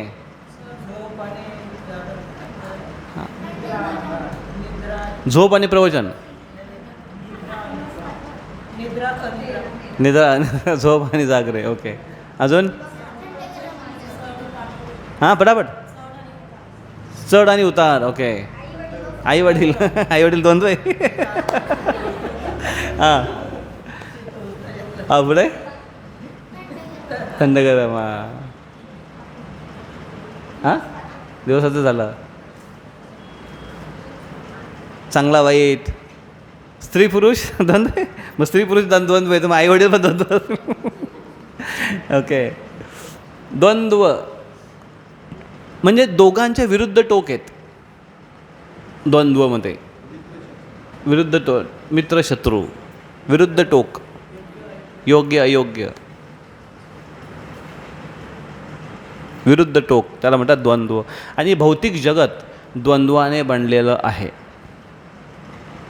भौतिक जगामध्ये तुम्हाला द्वंद्व दिसतील.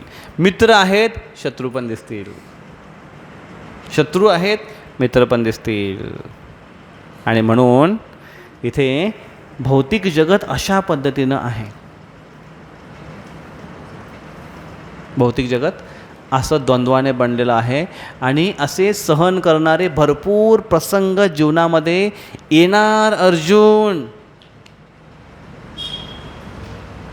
सहन कर. असे प्रसंग त्यांना खूप आलेत. एकदा सांगू पुढे, आहेत तुम्ही अजून इथेच? पांडव वनवासामध्ये होते आणि वनवासामध्ये असताना त्यांना ते बऱ्याच साधूंना भेटायचे, त्यांच्याकडून मार्गदर्शन घ्यायचे, उपदेश घ्यायचे. आणि बऱ्याच वेळा जेव्हा ते प्रसाद झाल्यानंतर बसायचे, जोरे डिस्कशन चालायचं, त्यातून निघता निघता विषय असा निघायचा की ह्या कधी कधी त्यांना फ्रस्ट्रेशन यायचं, प्रॉब्लेम यायचे. भिक्षा मागताना प्रॉब्लेम यायचे, कधी काही आक्रमण होत राहायचं. कधी द्रौपदीकडे बघून त्यांना एकदम कसं तरी वाटायचं की अरे ही राजकन्या, हिला आपण कुठे घेऊन आलो आहे. एक दुसऱ्याकडे बघून त्यांना दुःख वाटायचं. आणि मग सगळं फ्रस्ट्रेशन कोणावर निघायचा? युधिष्ठिर महाराजांवर. का? यांना कोणी सांगितलं होतं दूध खेळायला, आणि ते काय ते चौसर खेळायला, यांना कोणी सांगितलं होतं खेळायला. आणि खेळलं तर खेळलं, बायकोला पण लावून टाकली पणावर. असं कधी कोण करतो का? आणि याच्यावर अशी भांडणं व्हायची, अशी एकदम असं वादविवाद व्हायचा. आणि वादविवाद होता मग परत सगळे शांत बसायचे. पण ठीक आहे, जाऊ दे. आणि तरी पण युधिष्ठिर महाराज हे त्यांच्यासाठी मोठे भाऊ, आणि मोठे भाऊच्या आज्ञा यांच्यासाठी शिरोधार्य होती. एवढं मात्र होतं. पण कधी कधी असं फ्रस्ट्रेशन निघायचं. एकदा ते असे बसले होते आणि तिथे एक ऋषी आले, बृहदाश्व ऋषी. आणि ते बृहदाश्व ऋषी त्यांनी विचारलं युधिष्ठिर महाराजांनी की आमच्या जीवनामध्ये एवढं दुःख आहे, एवढे भयंकर आमच्या जीवनामध्ये प्रसंग आहेत, संकट आहेत. पूर्वी हिस्ट्रीमध्ये कधी असं घडलं आहे का याच्या अगोदर की असा कोण घडला आहे की ज्याच्या जीवनामध्ये असे दुःख पदार्थ पडले, एवढे बिकट अवस्थांमधून तो गेला आहे? का आम्हीच आहेत नम्री, आम्हाला तेवढं दुःख सहन करावं लागतं? तेव्हा बृहदाश्व ऋषी एक त्यांना स्टोरी सांगतात. कुठली स्टोरी? नल दमयंतीची. ऐकायची?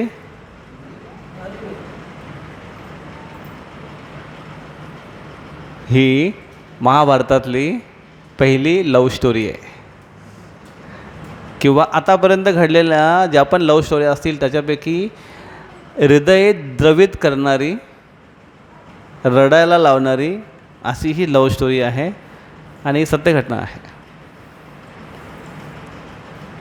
पण त्यांच्या जीवनामध्ये जे प्रसंग घडले ते फारच चित्तथरारक आहेत. पण त्यातून जे मेसेज पण आहे हा धार्मिक आणि मार्मिक आहे. ऐकायचं आहे? 1 तास चालेल कमीत कमी. ऐकायचं आहे? हरिबोल. तुमचा हरिबोल एकदम छोटासा आहे. युधिष्ठिर महाराज मग ते म्हणायला लागले, नल नावाचा एक राजा होता, निषाद राज. निषाद एक जमात आहे, जात आहे, त्याचा राजा होता. त्यांचा एक भाऊसुद्धा होता, पण हा मोठा आणि कर्तबगार, पराक्रम, शक्तिशाली होता. आणि त्याच्यामुळे हा तिथला राजा होता, नळ. आणि हा नळ राजा एवढा रूपवान होता, एवढा सुंदर दिसायचा. आणि निषादराज आणि आपल्या इकडे विदर्भ माहिती आहे ना, अमरावती, विदर्भ राजाची एक कन्या होती, तिचं नाव होतं दमयंती. स्टार्ट याची अशी असते की काही हंस जे आहेत, पूर्वीच्या काळामध्ये हंस असायचे, हंस जे खरोखर आकाशातून उडून इकडे तिकडे स्थलांतर करायचे. पण त्या ठिकाणचं एक विशेष त्यांना राजासारखे ते राहायचे हम्स. असं काही पण खात नव्हते ते. त्यांचं खाणंपिणे या सगळ्या गोष्टी एकदम पावित्र्याच्या असायच्या.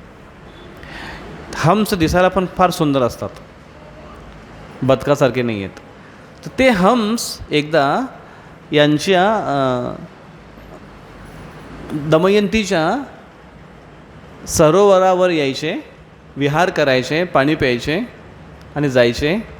या दिवशी हे चर्चा करत होते हम्स आपापसामध्ये.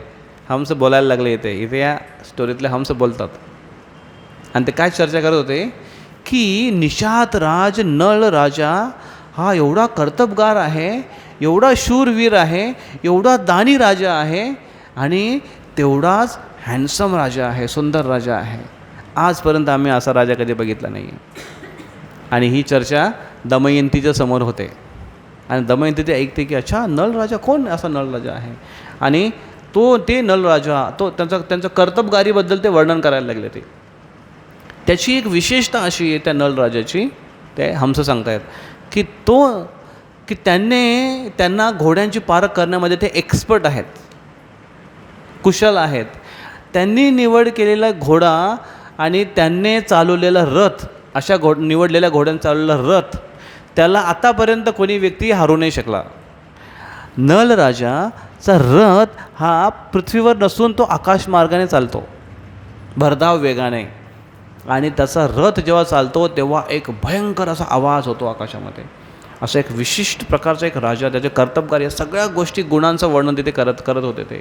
हे ऐकून आणि असं एक दिवस नाही, असं जेव्हा पण ते यायचे तेव्हा या चर्चा चालायच्या. आणि मग ती फार इंटरेस्ट व्हायला लागली आणि त्या पर्टिक्युलर हम्साला ती जवळ घ्यायला लागली आणि विचारायला लागली की ते कोण आहे ते निषाद राज, कोण आहे ते नळ, ते कसे दिसतात, ते कसे वागतात, ते कसे असतात काय, याच्याविषयी तिला अजून जिज्ञासा व्हायला लागली की कसा कर्तबगार राजा असेल. ऐकूनच तिला प्रेम निर्माण झालं त्याच्याविषयी.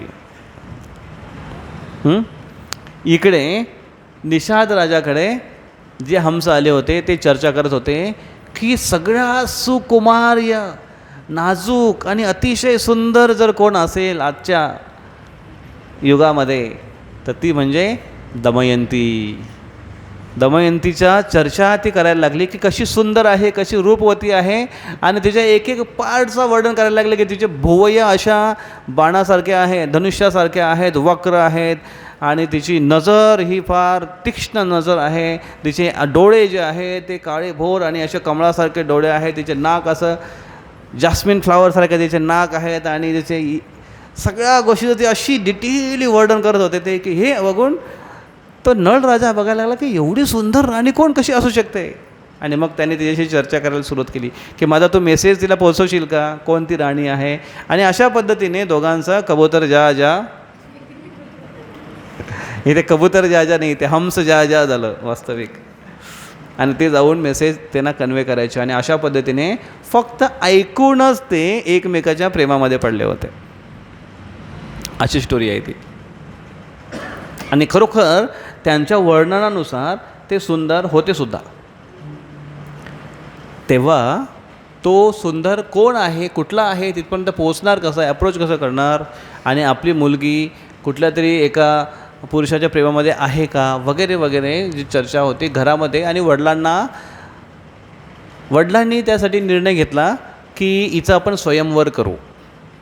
स्वयंवर ही मुलीसाठी दिलेली त्या काळची एक एक स्वतंत्रता होती की ती स्वतःचा पती, मुलगा ती स्वतः निवडू शकते, पण एका ठराविक दायऱ्यामध्ये. असं नाही की मुलीला वरमाळा घेऊन सोडून गेले, जा ज्याच्या गळ्यात घालशील तुझी इच्छा आणि त्याला घेऊन ये, त्याला आम्ही स्वीकार करू दामाद म्हणून. असं नसायचं. दायरा म्हणजे काय, जर ती राजकन्या आहे तर तसेच प्रभावित राजा तिथे बोलवले जायचे. आणि त्या पराक्रमी राजांचं वर्णन केलं जातं की हा या क्षेत्रातला राजा आहे, त्याच्याकडे एवढी प्रॉपर्टी आहे, एवढं त्याचं शौर्य आहे वगैरे वगैरे वगैरे अनाऊन्समेंट केलं जायचं. आणि जेव्हा ती राणी बघायची, राणीला तो पसंत पडला, ते ऐकलेलं तिला वाटलं तर ती त्याला स्वीकारायची, नाही तर ती पुढे वरमाला घेऊन चालायची. अशा प्रत्येक राजाजवळ जात त्याच्यापैकी एकाला ती निवडायची. आणि जर पूर्ण राजामध्ये तिला एक पण नाही वाटला, कॅन्सल, पुढच्या वेळेस दुसरे बोलवायचे. याला म्हणतात स्वयंवर. स्वयं निवडलेला वर, स्वयंवर. असा स्वयंवर रचला आणि सगळ्या राजांना मेसेज पाठवले. आणि सगळे राजा आणि दमयंतीची चर्चा, सौंदर्याची चर्चा खूप होती. आणि त्यामुळे सगळे राजा सगळे जमा झाले तिथे. त्या ठिकाणी नळ राजा पण निघाला होता यायला. तिच्या सौंदर्याची चर्चा फक्त हंसाने सांगून इकडे तिकडे नव्हती, तिच्या सौंदर्याची चर्चा देवलोकामध्ये पण होती. आणि देवतासुद्धा इच्छा करायची की तिच्याशी आमचा विवाह व्हायला पाहिजे. म्हणजे फार मोठी गोष्ट आहे नाही की एखादी मुलगी एवढी सुंदर आहे की स्वतः इंद्र येईल वरमाळा घेऊन माझ्याशी लग्न कर. बापरे, कोणतरी परीच पाहिजे ती नाही का. परी म्हणजे तुला नाही म्हणत ती परीच पाहिजे अशी की जिला इंद्र. मग त्यावेळेस इंद्र, अग्नी, आय थिंक वायू आणि यमराज असे 3 हे 4 प्रभावशाली, हे फार प्रभावशाली देवता आहेत. हे स्वतः आले दमयंतीच्या स्वयंवरामध्ये. आपण पण राहू देते आणि आपल्याला निवडील ती का देवता आहेत शेवटी. पण त्यांना हे माहिती पडलं की दमयंती ही ऑलरेडी कोणाची तरी तिच्या मनामध्ये कोणतरी आहे. आणि कोण आहे तो? नळ राजा. जेव्हा नळ राजा तिकडनं येत होता स्वयंवरासाठी, देवताने त्याला पकडलं आणि त्याला सांगितलं की तू फार दानी आहे, शूरवीर आहेस, आम्हाला तुझ्याकडून दान पाहिजे. ते म्हणजे देवतागण तुम्ही देवतागण आहात, तुम्ही श्रेष्ठ आहात, तुम्हाला मी काय दान देणार, प्लीज मला आज्ञा करा. आणि त्याने म्हटलं की तू जा आणि दमयंतीला आमच्या 4 पैकी एकाला कोणाला तरी निवडायला सांग. दोघं एकमेकावर प्रेम करतात, अजून पण भेट झालेली नाही आहे, पहिली भेट होणार आहे. कशी? हे सांगण्यासाठी की तू त्यांना निवड. कसा प्रसंग आहे बघा. आणि मग जेव्हा ते निघतात आणि त्यांनी सांगितलं की तू गेलाच नाही तर तुला आम्ही श्राप देऊ शकतो, आम्ही देवतागण आहेत, शक्तिशाली आहोत. ते म्हणतात ठीक आहे, जशी तुमची आज्ञा. आणि ते गेले खाली, एक भेस बदलून गेले तिकडे आणि एक साधारण वेश धारण करून एक मेसेंजरचा. पण मेसेंजरला आतमध्ये परवानगी नाही आहे का, स्वयंवरचं हे आहे. पण देवतांनी एक वेगळी अरेंजमेंट करून त्याला आतमध्ये एंट्री दिली. आणि जेव्हा तो त्यांच्या महालमध्ये गेला तेव्हा जेव्हा दमयंती समोर पहिल्यांदा आला नळ, तेव्हा दमयंतीने ते प्रभावशाली व्यक्तिमत्व बघितलं आणि त्याने विचारलं की तुम्ही कोण आहात, का आले. ते म्हटले की तुमच्या स्वयंवराची चर्चा देवलोकात आहे, तुमच्या सौंदर्याची चर्चा देवलोकात आहे आणि देवलोकातले 4 जे प्रभावशाली देव आहेत तुमच्याशी विवाह करू इच्छितात, तुम्ही त्यांना निवडावं असा मेसेज घेऊन मी आलो आहे. आणि हे जेव्हा तिने बघितलं आणि तिने विचारलं केलं की नाही, मी ऑलरेडी नळ राजाशी विवाह करू इच्छिते, मी माझं मन त्यांना ऑलरेडी दिलेलं आहे. आणि जेव्हा मी मनाने स्वीकार केला आहे आणि म्हणून मी दुसरा कोणीही व्यक्ती स्वीकार करू शकत नाही, मी एक पतिव्रता आहे. हे जेव्हा तिने सांगितलं तेव्हा त्यांनी नळने खूप त्यांना प्रयत्न केला कन्व्हिन्स करण्याचा, पण तिने नाही म्हटली, दमयंतीने नाही म्हटलं. आणि दमयंतीने त्यांना ओळखलं की हा मेसेज घेऊन तुम्ही माझ्यासमोर आलेत, ज्यांच्यासाठी किंवा ज्यांना मी माझं हृदय अर्पण केलं आहे, आणि तुम्ही आज मला पहिल्यांदा भेटताय आणि तुम्ही मला पहिल्यांदा भेटताना अशा पद्धतीने तुम्ही मला भेटाल हे मी कधी विचार नव्हता केला. आणि म्हणून ती शोक पण करू लागली आणि ते म्हटलं की मला कृपया करून तुम्ही असं करायला सांगू नका. आणि नळ राजा तोच मेसेज घेऊन देवतांकडे गेले की मी खूप प्रयत्न केला सांगण्याचा, पण तिने अशा पद्धतीने मला उत्तर दिलं आणि मी काय करू नाही शकलो. दुसऱ्या दिवशी स्वयंवराला सगळे राजे उपस्थित होते आणि नळ राजा पण उपस्थित होता, आपल्या आसनावर बसला होता. आणि हे 4 देवता पण तिथे उपस्थित होते, पण ते 4ही देवता नळ राजाचा रूप घेऊन बसले होते. आता तिथे किती नळ होते? 5. आता कसं काय निवडायचं? आणि दमयंतीची मोठी परीक्षा होती आणि दमयंती तिथे आली आणि देवतांना विनंती करायला लागली आणि त्यांची स्तुती करायला लागली. त्या 5 नळांजवळ येऊन ती स्तुती करायला लागली आणि स्तुतीने कोणीही विरघळतो. देवतांना ती फार स्तुती केली आणि देवतागण फार प्रसन्न झाले आणि त्यांनी सांगितले की कृपया करून तुम्ही मला आशीर्वाद द्या, जर तुम्ही माझ्या स्तुतीने आणि मला माझ्या प्रती जर तुम्ही संतुष्ट असाल तर कृपया करून मला आशीर्वाद द्या की मी माझा जो नळ आहे त्याला मी ओळखू शकेन. आणि तेव्हा देवतांनी तिला सांगितलं की आम्ही देवलोकातले निवासी आहोत. देवतांना ओळखण्याचे काही पद्धती आहेत. देवतागण जमिनीला स्पर्श करत नाही, देवतांची सावली पडत नाही, देवतागणांचे गळ्यातला हार आहे तो सुकत नाही कधीच, कधी एका दिवशी भेटला तर लक्षात ठेवा हे. तर कुठे असं गेले की प्रभावशाली जर एखादा कोण दिसला तर बघा त्याचे पाय जमिनीला लागलेत का, पाय टेकले नाही, जा पाय देवता नाही. आणि जेव्हा ह्या गोष्टी तिने बघितल्या तेव्हा तिने बरोबर ओळखलं की हाच माझा नळ. आणि तिने नळराजाच्या गळ्यामध्ये वरमाळा टाकली आणि त्यावेळेस देवतागण त्यांना संतुष्ट होऊन आशीर्वाद देऊन तिथून निघून गेले, तिची एकनिष्ठता बघून. आणि जेव्हा देवतागण जेव्हा रिटर्न चालले होते तेव्हा तिकडून कली व्यक्ती, कलीचा एक काळ आहे ना, पण कली व्यक्ती रूपामध्ये तिथून पळत पळत येत होता. आणि देवताकडे म्हटले, अरे कुठे चाललं एवढं लगबगी नाही. ते म्हटलं, अरे तुम्हाला माहिती नाही का दमन तिथं स्वयंवर होणार आहे तिकडे, मी तिकडेच चालू पटकन, चला तुम्ही पण. ते म्हटले, अरे झालं ते आटोपलं सगळं, आता भंडारा चालू आहे फक्त.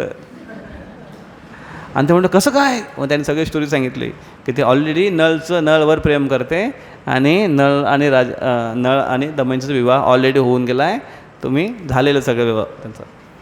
तेव्हा त्या कलीला फार राग आला, म्हणे असं कसं होऊ शकतं आहे, आम्ही देवगणातले लोक आहेत आणि आम्हाला त्याने, तुम्हाला सुद्धा त्याने त्यागलं आणि मला पण, मी त्याचा बदला घेणार.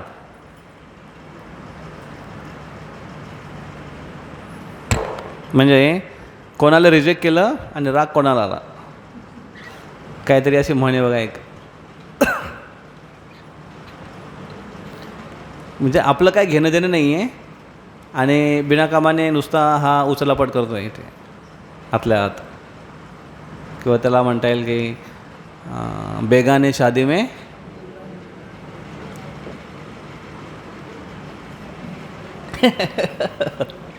बेगाने शादी में अब्दुल्ला दिवान, तसा. सांगू पुढे.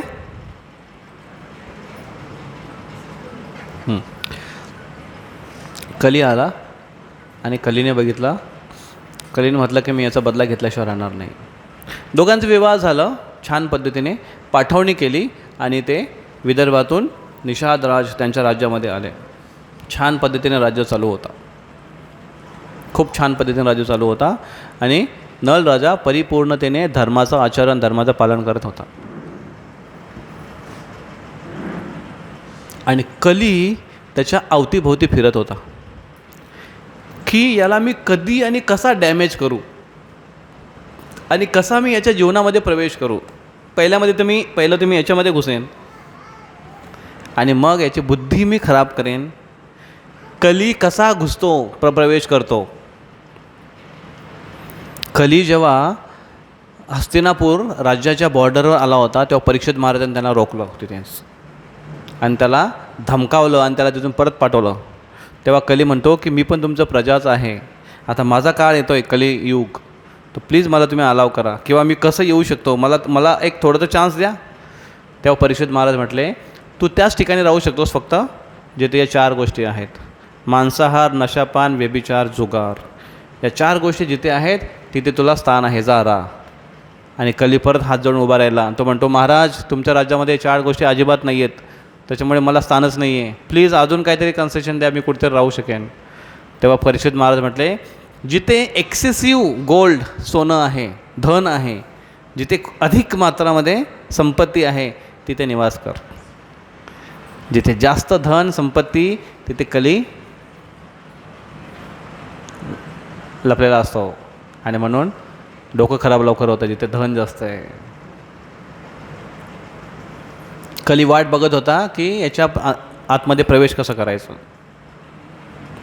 एक दिवशी कली नळ राजा लगबगीने खूप थकलेले असताना काही खाल्ल्यानंतर हात वगैरे तोंड न धुता असाच तो झोपी गेला. विश्राम करत होता आणि असाच तो झोपी गेला. एकदा असं घडलं अवचित, हात न धुता आणि तोंड न धुता असाच झोपी गेला. कशा अवस्थेमध्ये? अशुद्ध अवस्थेमध्ये. त्यावेळेस कलीला चान्स मिळालं, आता यांनी धर्माचं नियमाचं पालन केलं नाही म्हणून मी याच्यामध्ये आता प्रवेश करू शकतो. विचार करा, अशा परिस्थिती आपल्या जीवनामध्ये किती वेळा असतात. मग कलीचा प्रभाव कसा राहणार आहे. म्हणून कलीच कली आहे. कलियुगामध्ये स्वच्छता गेली, स्वच्छता गेली. कलियुगामध्ये सूची नाही आहे. एका छोट्याशा कारणाने कली जर त्या नळ राजामध्ये प्रवेश करू शकतात तर मग आपली काय दशा आहे. म्हणून आपल्यासाठी एकच दिशा आहे, हरे कृष्णा कृष्णा कृष्ण हरे हरे, हरे राम राम राम हरे हरे. इथे मुलांना माहिती नाही की 2 वेळा स्नान करायचं असतं. त्यांना माहिती नाही की संध्याकाळी पण आंघोळ करतात. मी तर कधी बघितलं नाही माझ्या आईला करताना किंवा माझ्या पप्पांना करताना.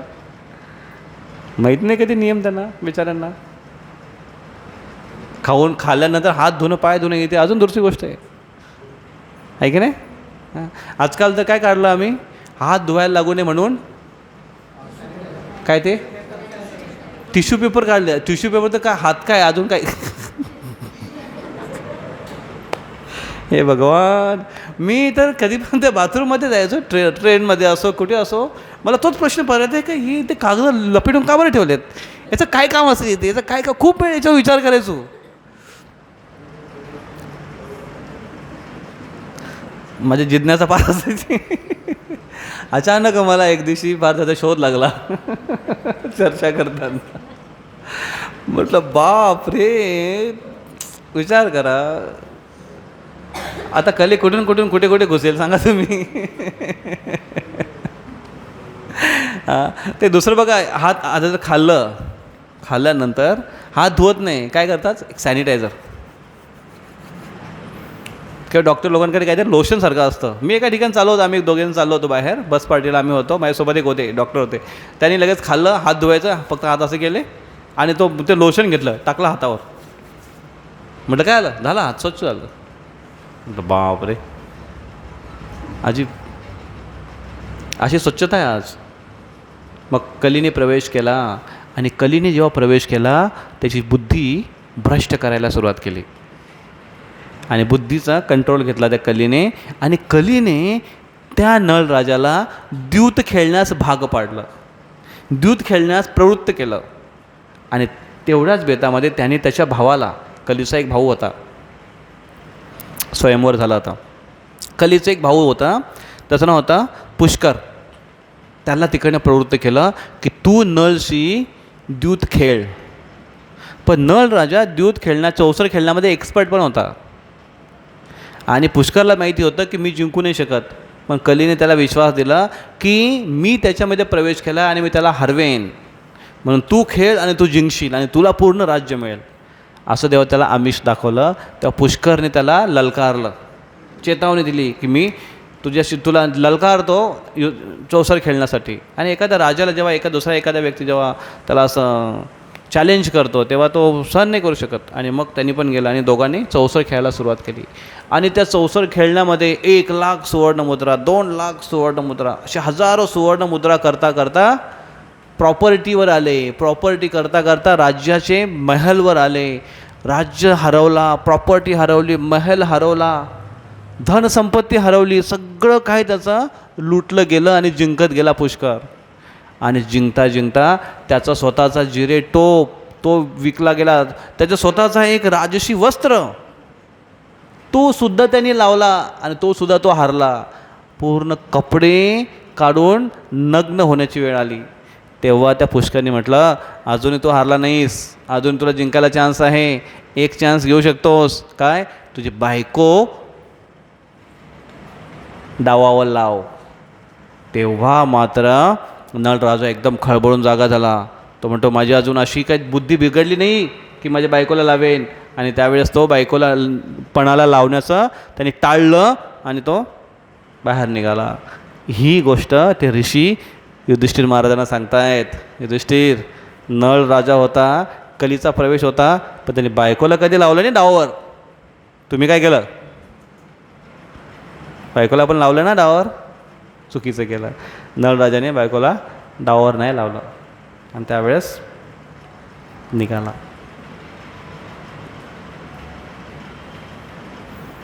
आणि तिथून जेव्हा तो निघाला त्यावेळेस नळ राजाने अरेंजमेंट केली होती की कारण आता दमयंतीचं काय होणार, राज्य हरवला आणि त्यानंतर त्याला एक 7-7.5 वर्ष त्याला वनवास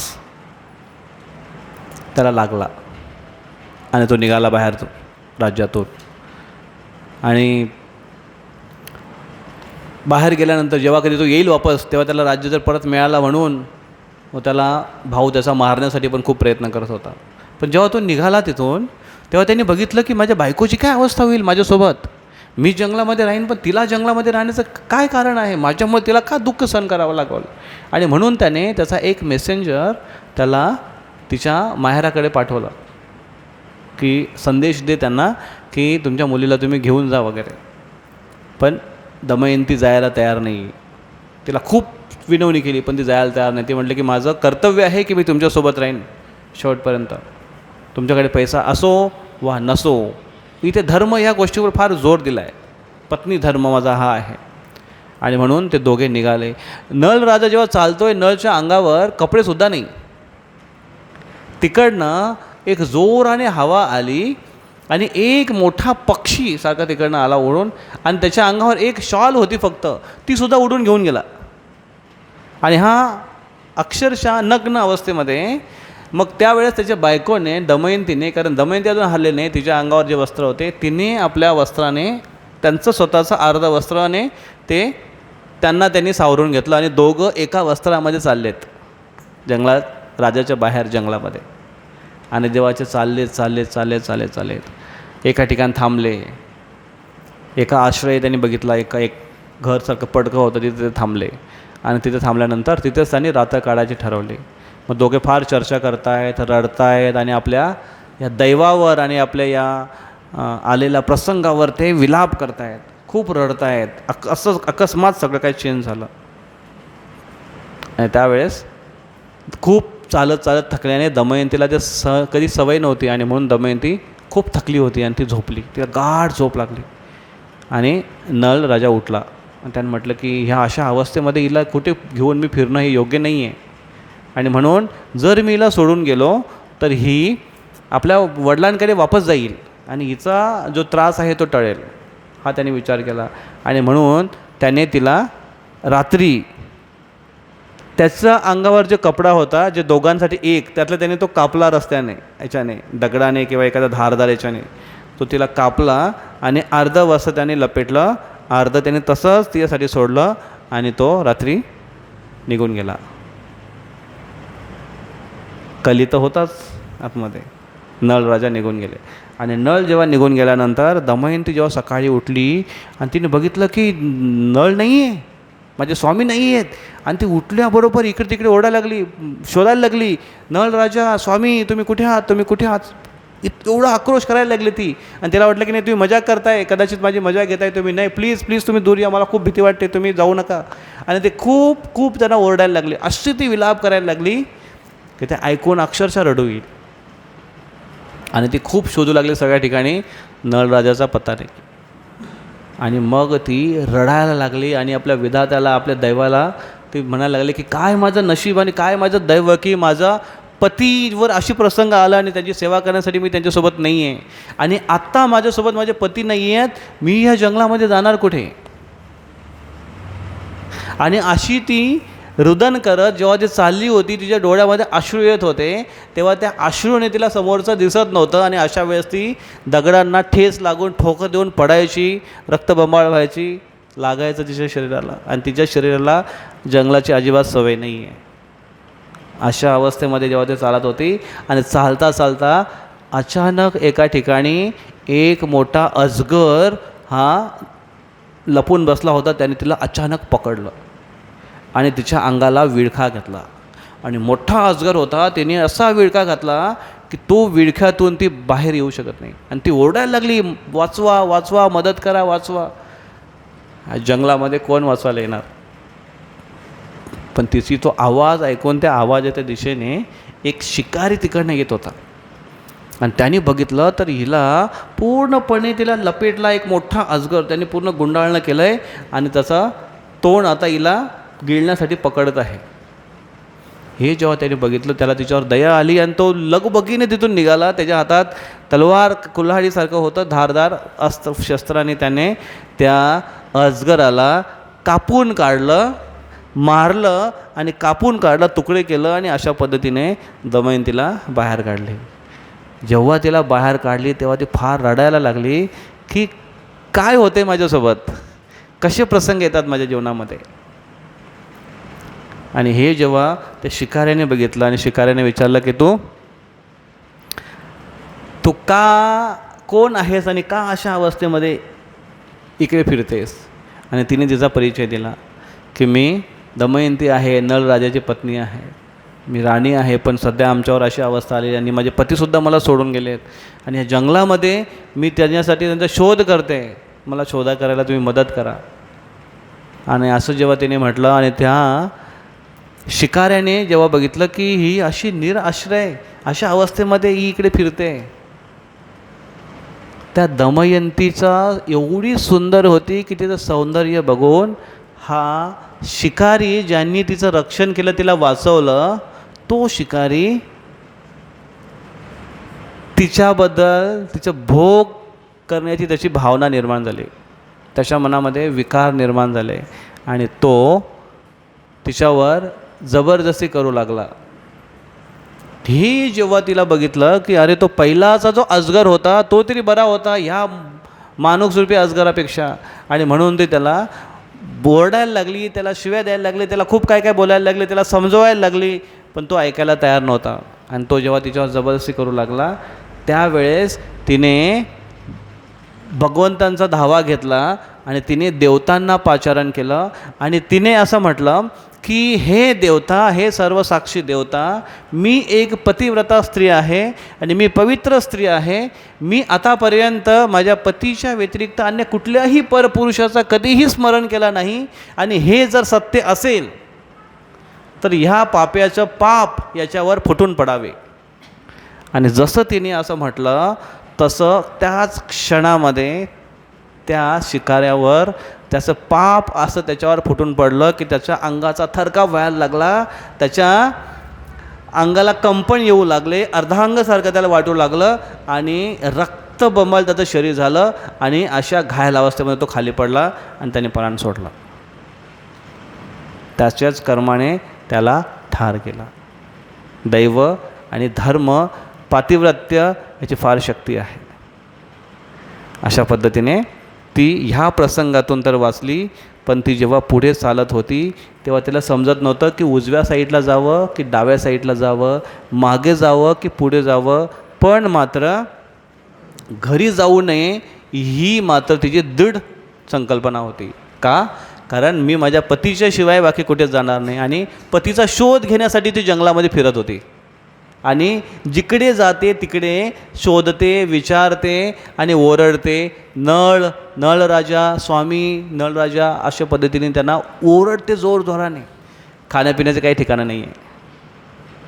पाणी पिऊन जिथे पाणी भेटेल तिथे पाणी पिऊन ती जीवन जगत होती. अशा पद्धतीने चालली ती. इकडे नळ राजा जेव्हा चालला आहे, 9:30 वाजले, कंटिन्यू करायचं आहे काय? नळ राजा जेव्हा चालला इकडनं, नळ राजा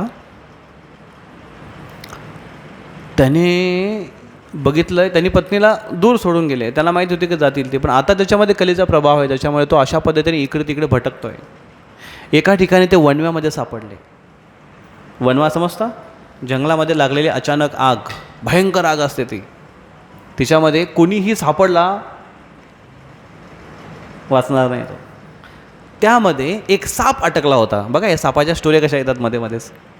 अजगर, एक साप त्याच्यामध्ये अटकला होता आणि तो साप स्वतःचा प्राण वाचवण्यासाठी ओरडत होता. साप कसा ओरडतो.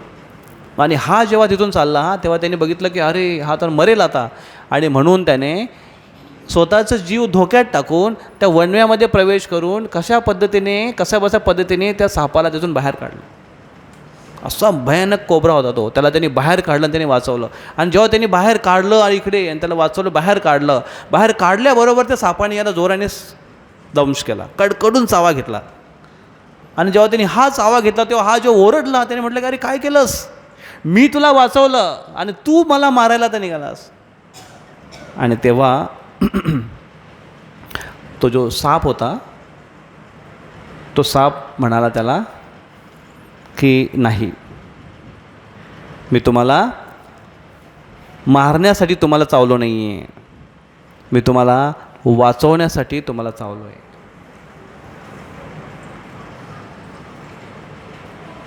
कसं?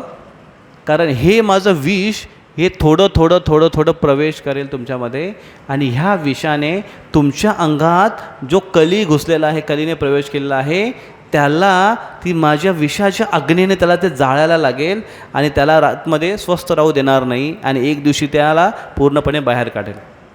आणि अशा पद्धतीने तुम्ही कलीपासून मुक्त व्हाल.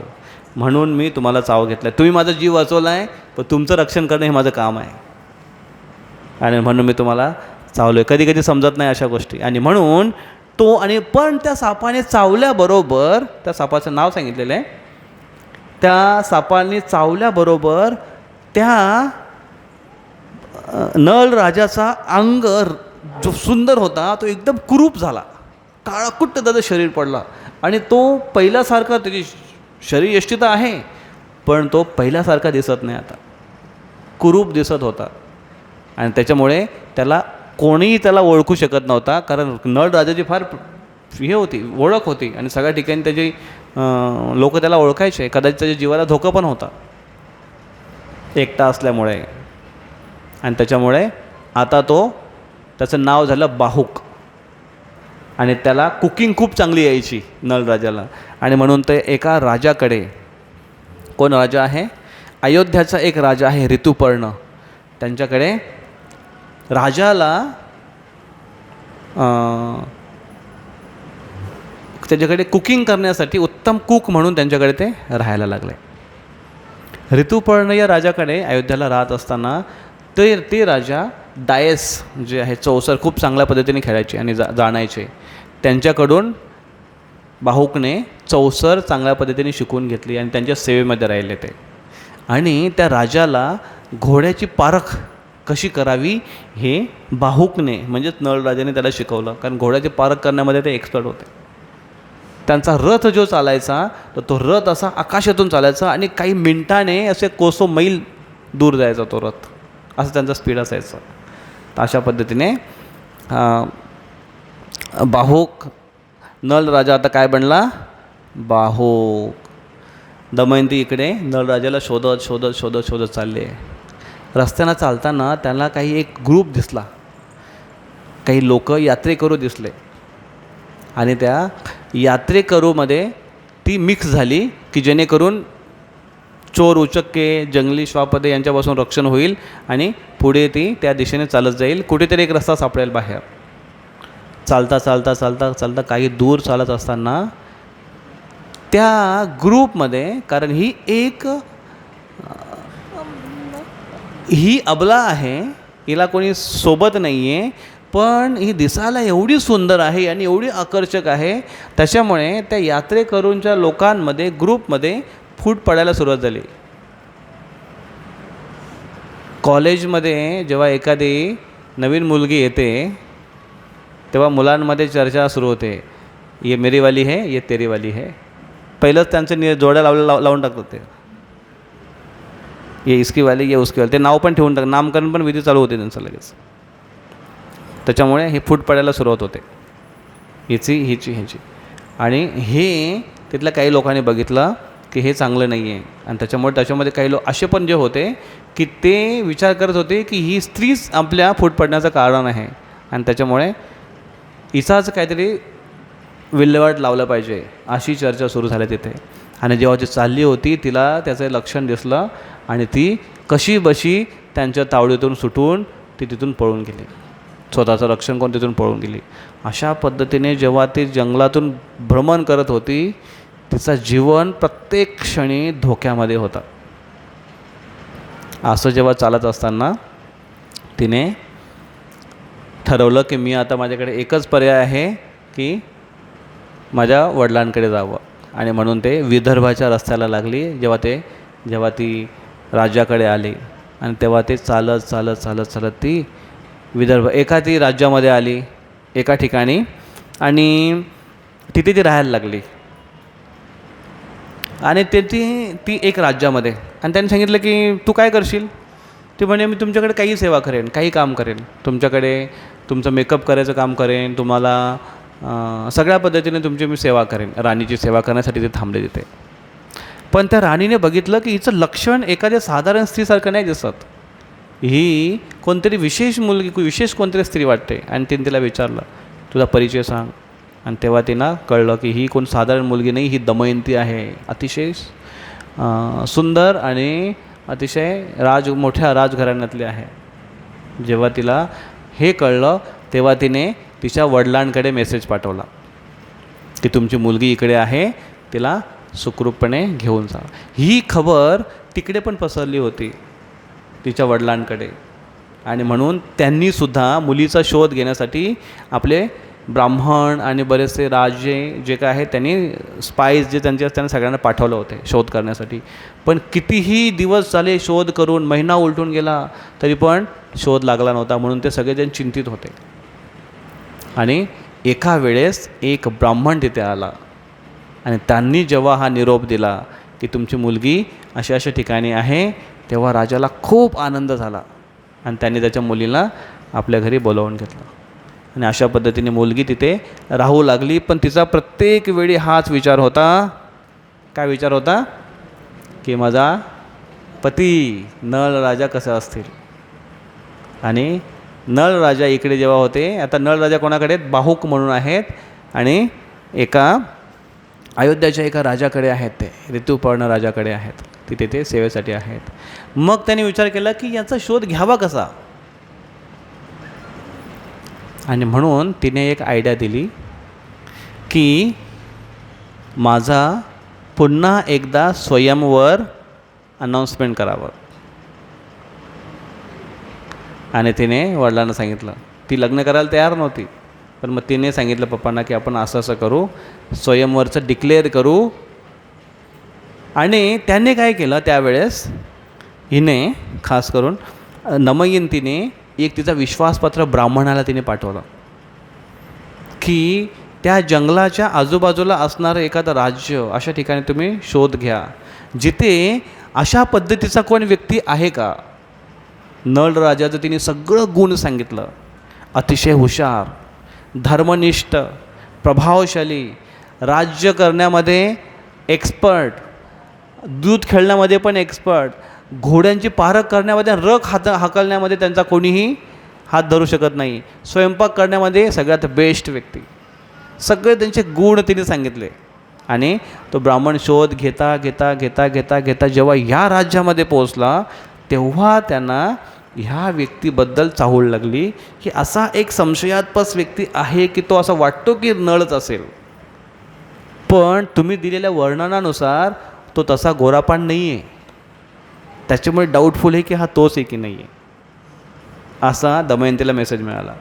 आणि दमयंतीने डिक्लेअर केलं की पर्टिक्युलरली त्याच राज्यामध्ये मेसेज पाठवा की दमयंती स्वयंवर करते. पुन्हा एकदा ती नळराजाची वाट बघितली, नळराजाचा आलेला नाही आणि म्हणून ती पुन्हा स्वयंवर करते. आणि कोणीही राजाचा इच्छुक असेल लग्न करण्यासाठी तो इथे यावं. आणि सगळ्या ठिकाणी असं सगळ्या ठिकाणी घोषित केलं, असं भासवलं.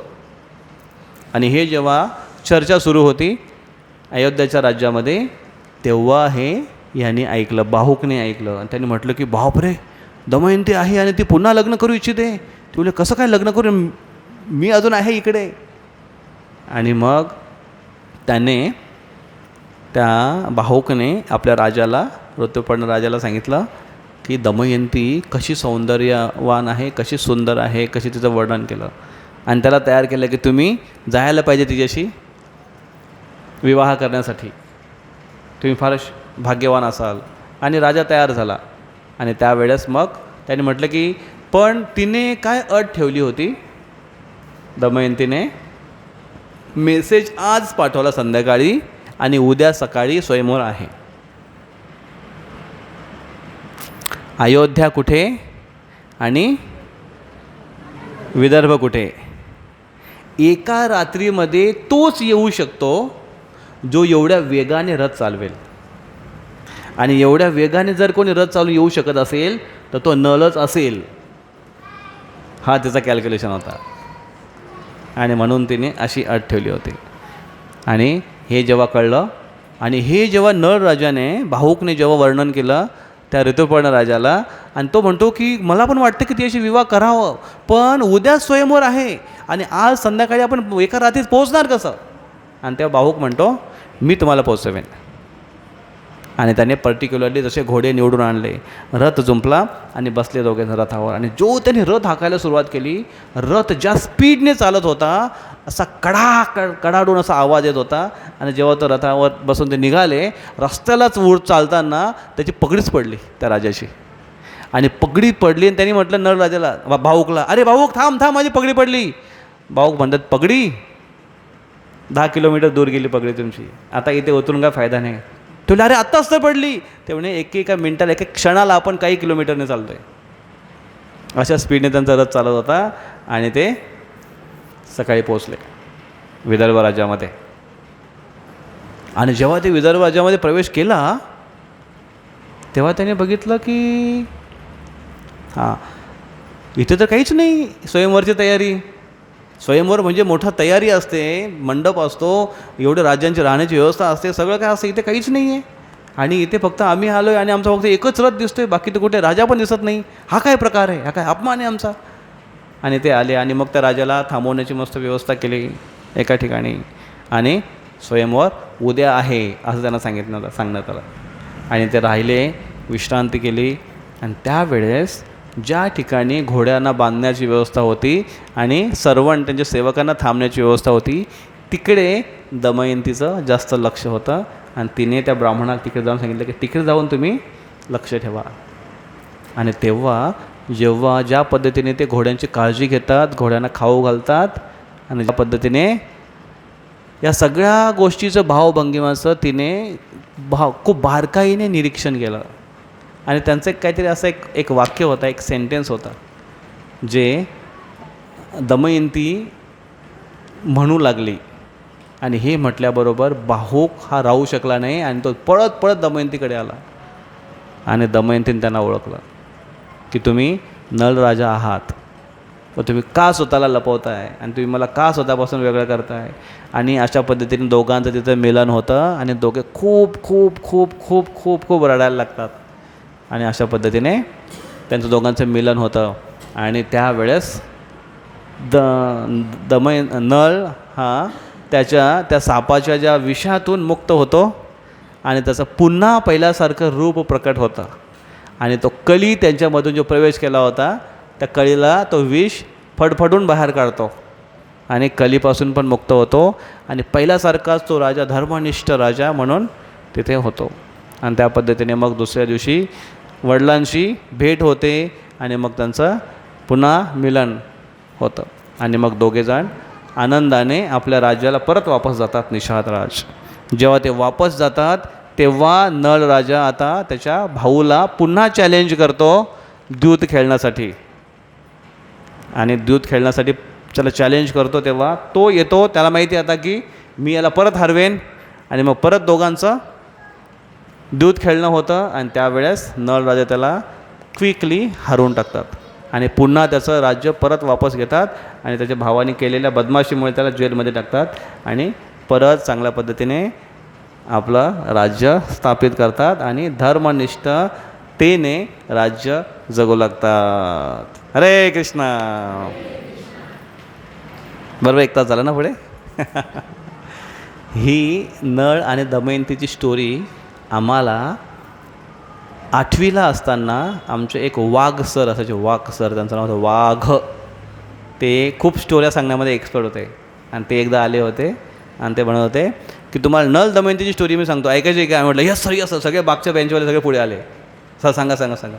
मग त्यांनी सांगितलं होतं एक असं नळ आणि एक असं दमयंती, दोघे राजा राणी हे करता करता ती स्टोरी थोडीशीच सांगितली त्याने आणि बाकीचं इकडं तिकडं सांगितलं.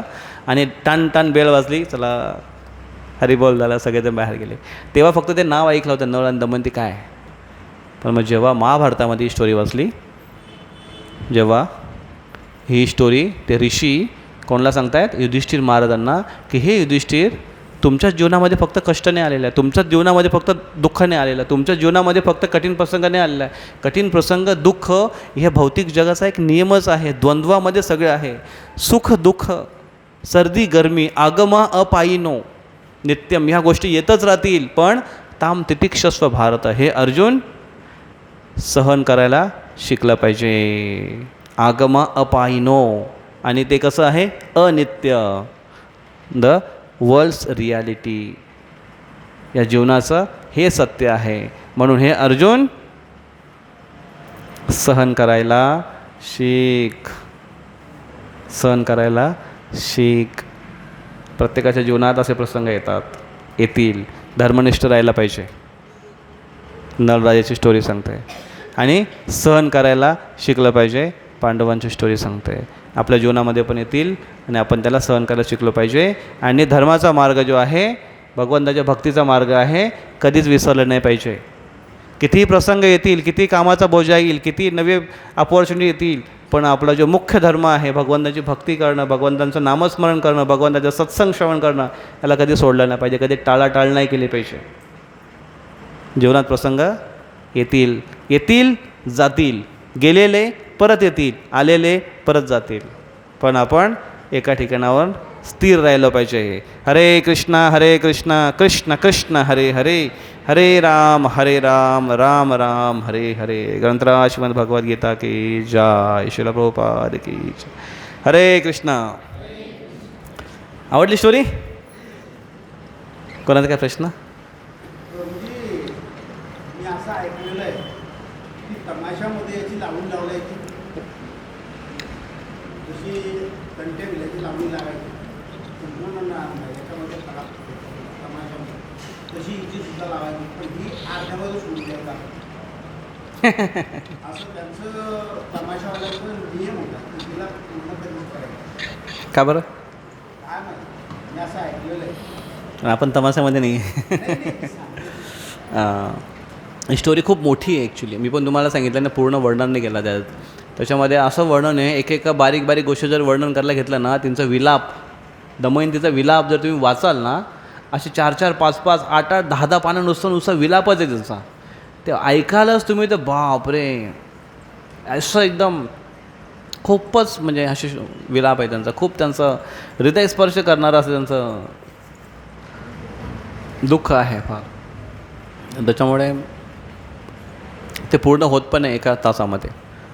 पण आपल्याला फक्त याच्यामधून हा मेसेज घ्यायचा आहे की अशाच पण स्टोरी आहेत, धर्मनिष्ठ असे पण लोक आहेत, पण त्यांच्या जीवनामध्ये पण असे प्रसंग आलेत. आणि कृष्ण म्हणतात सहन करायला शिका, सहन केल्या पाहिजेत ते. यस. हां.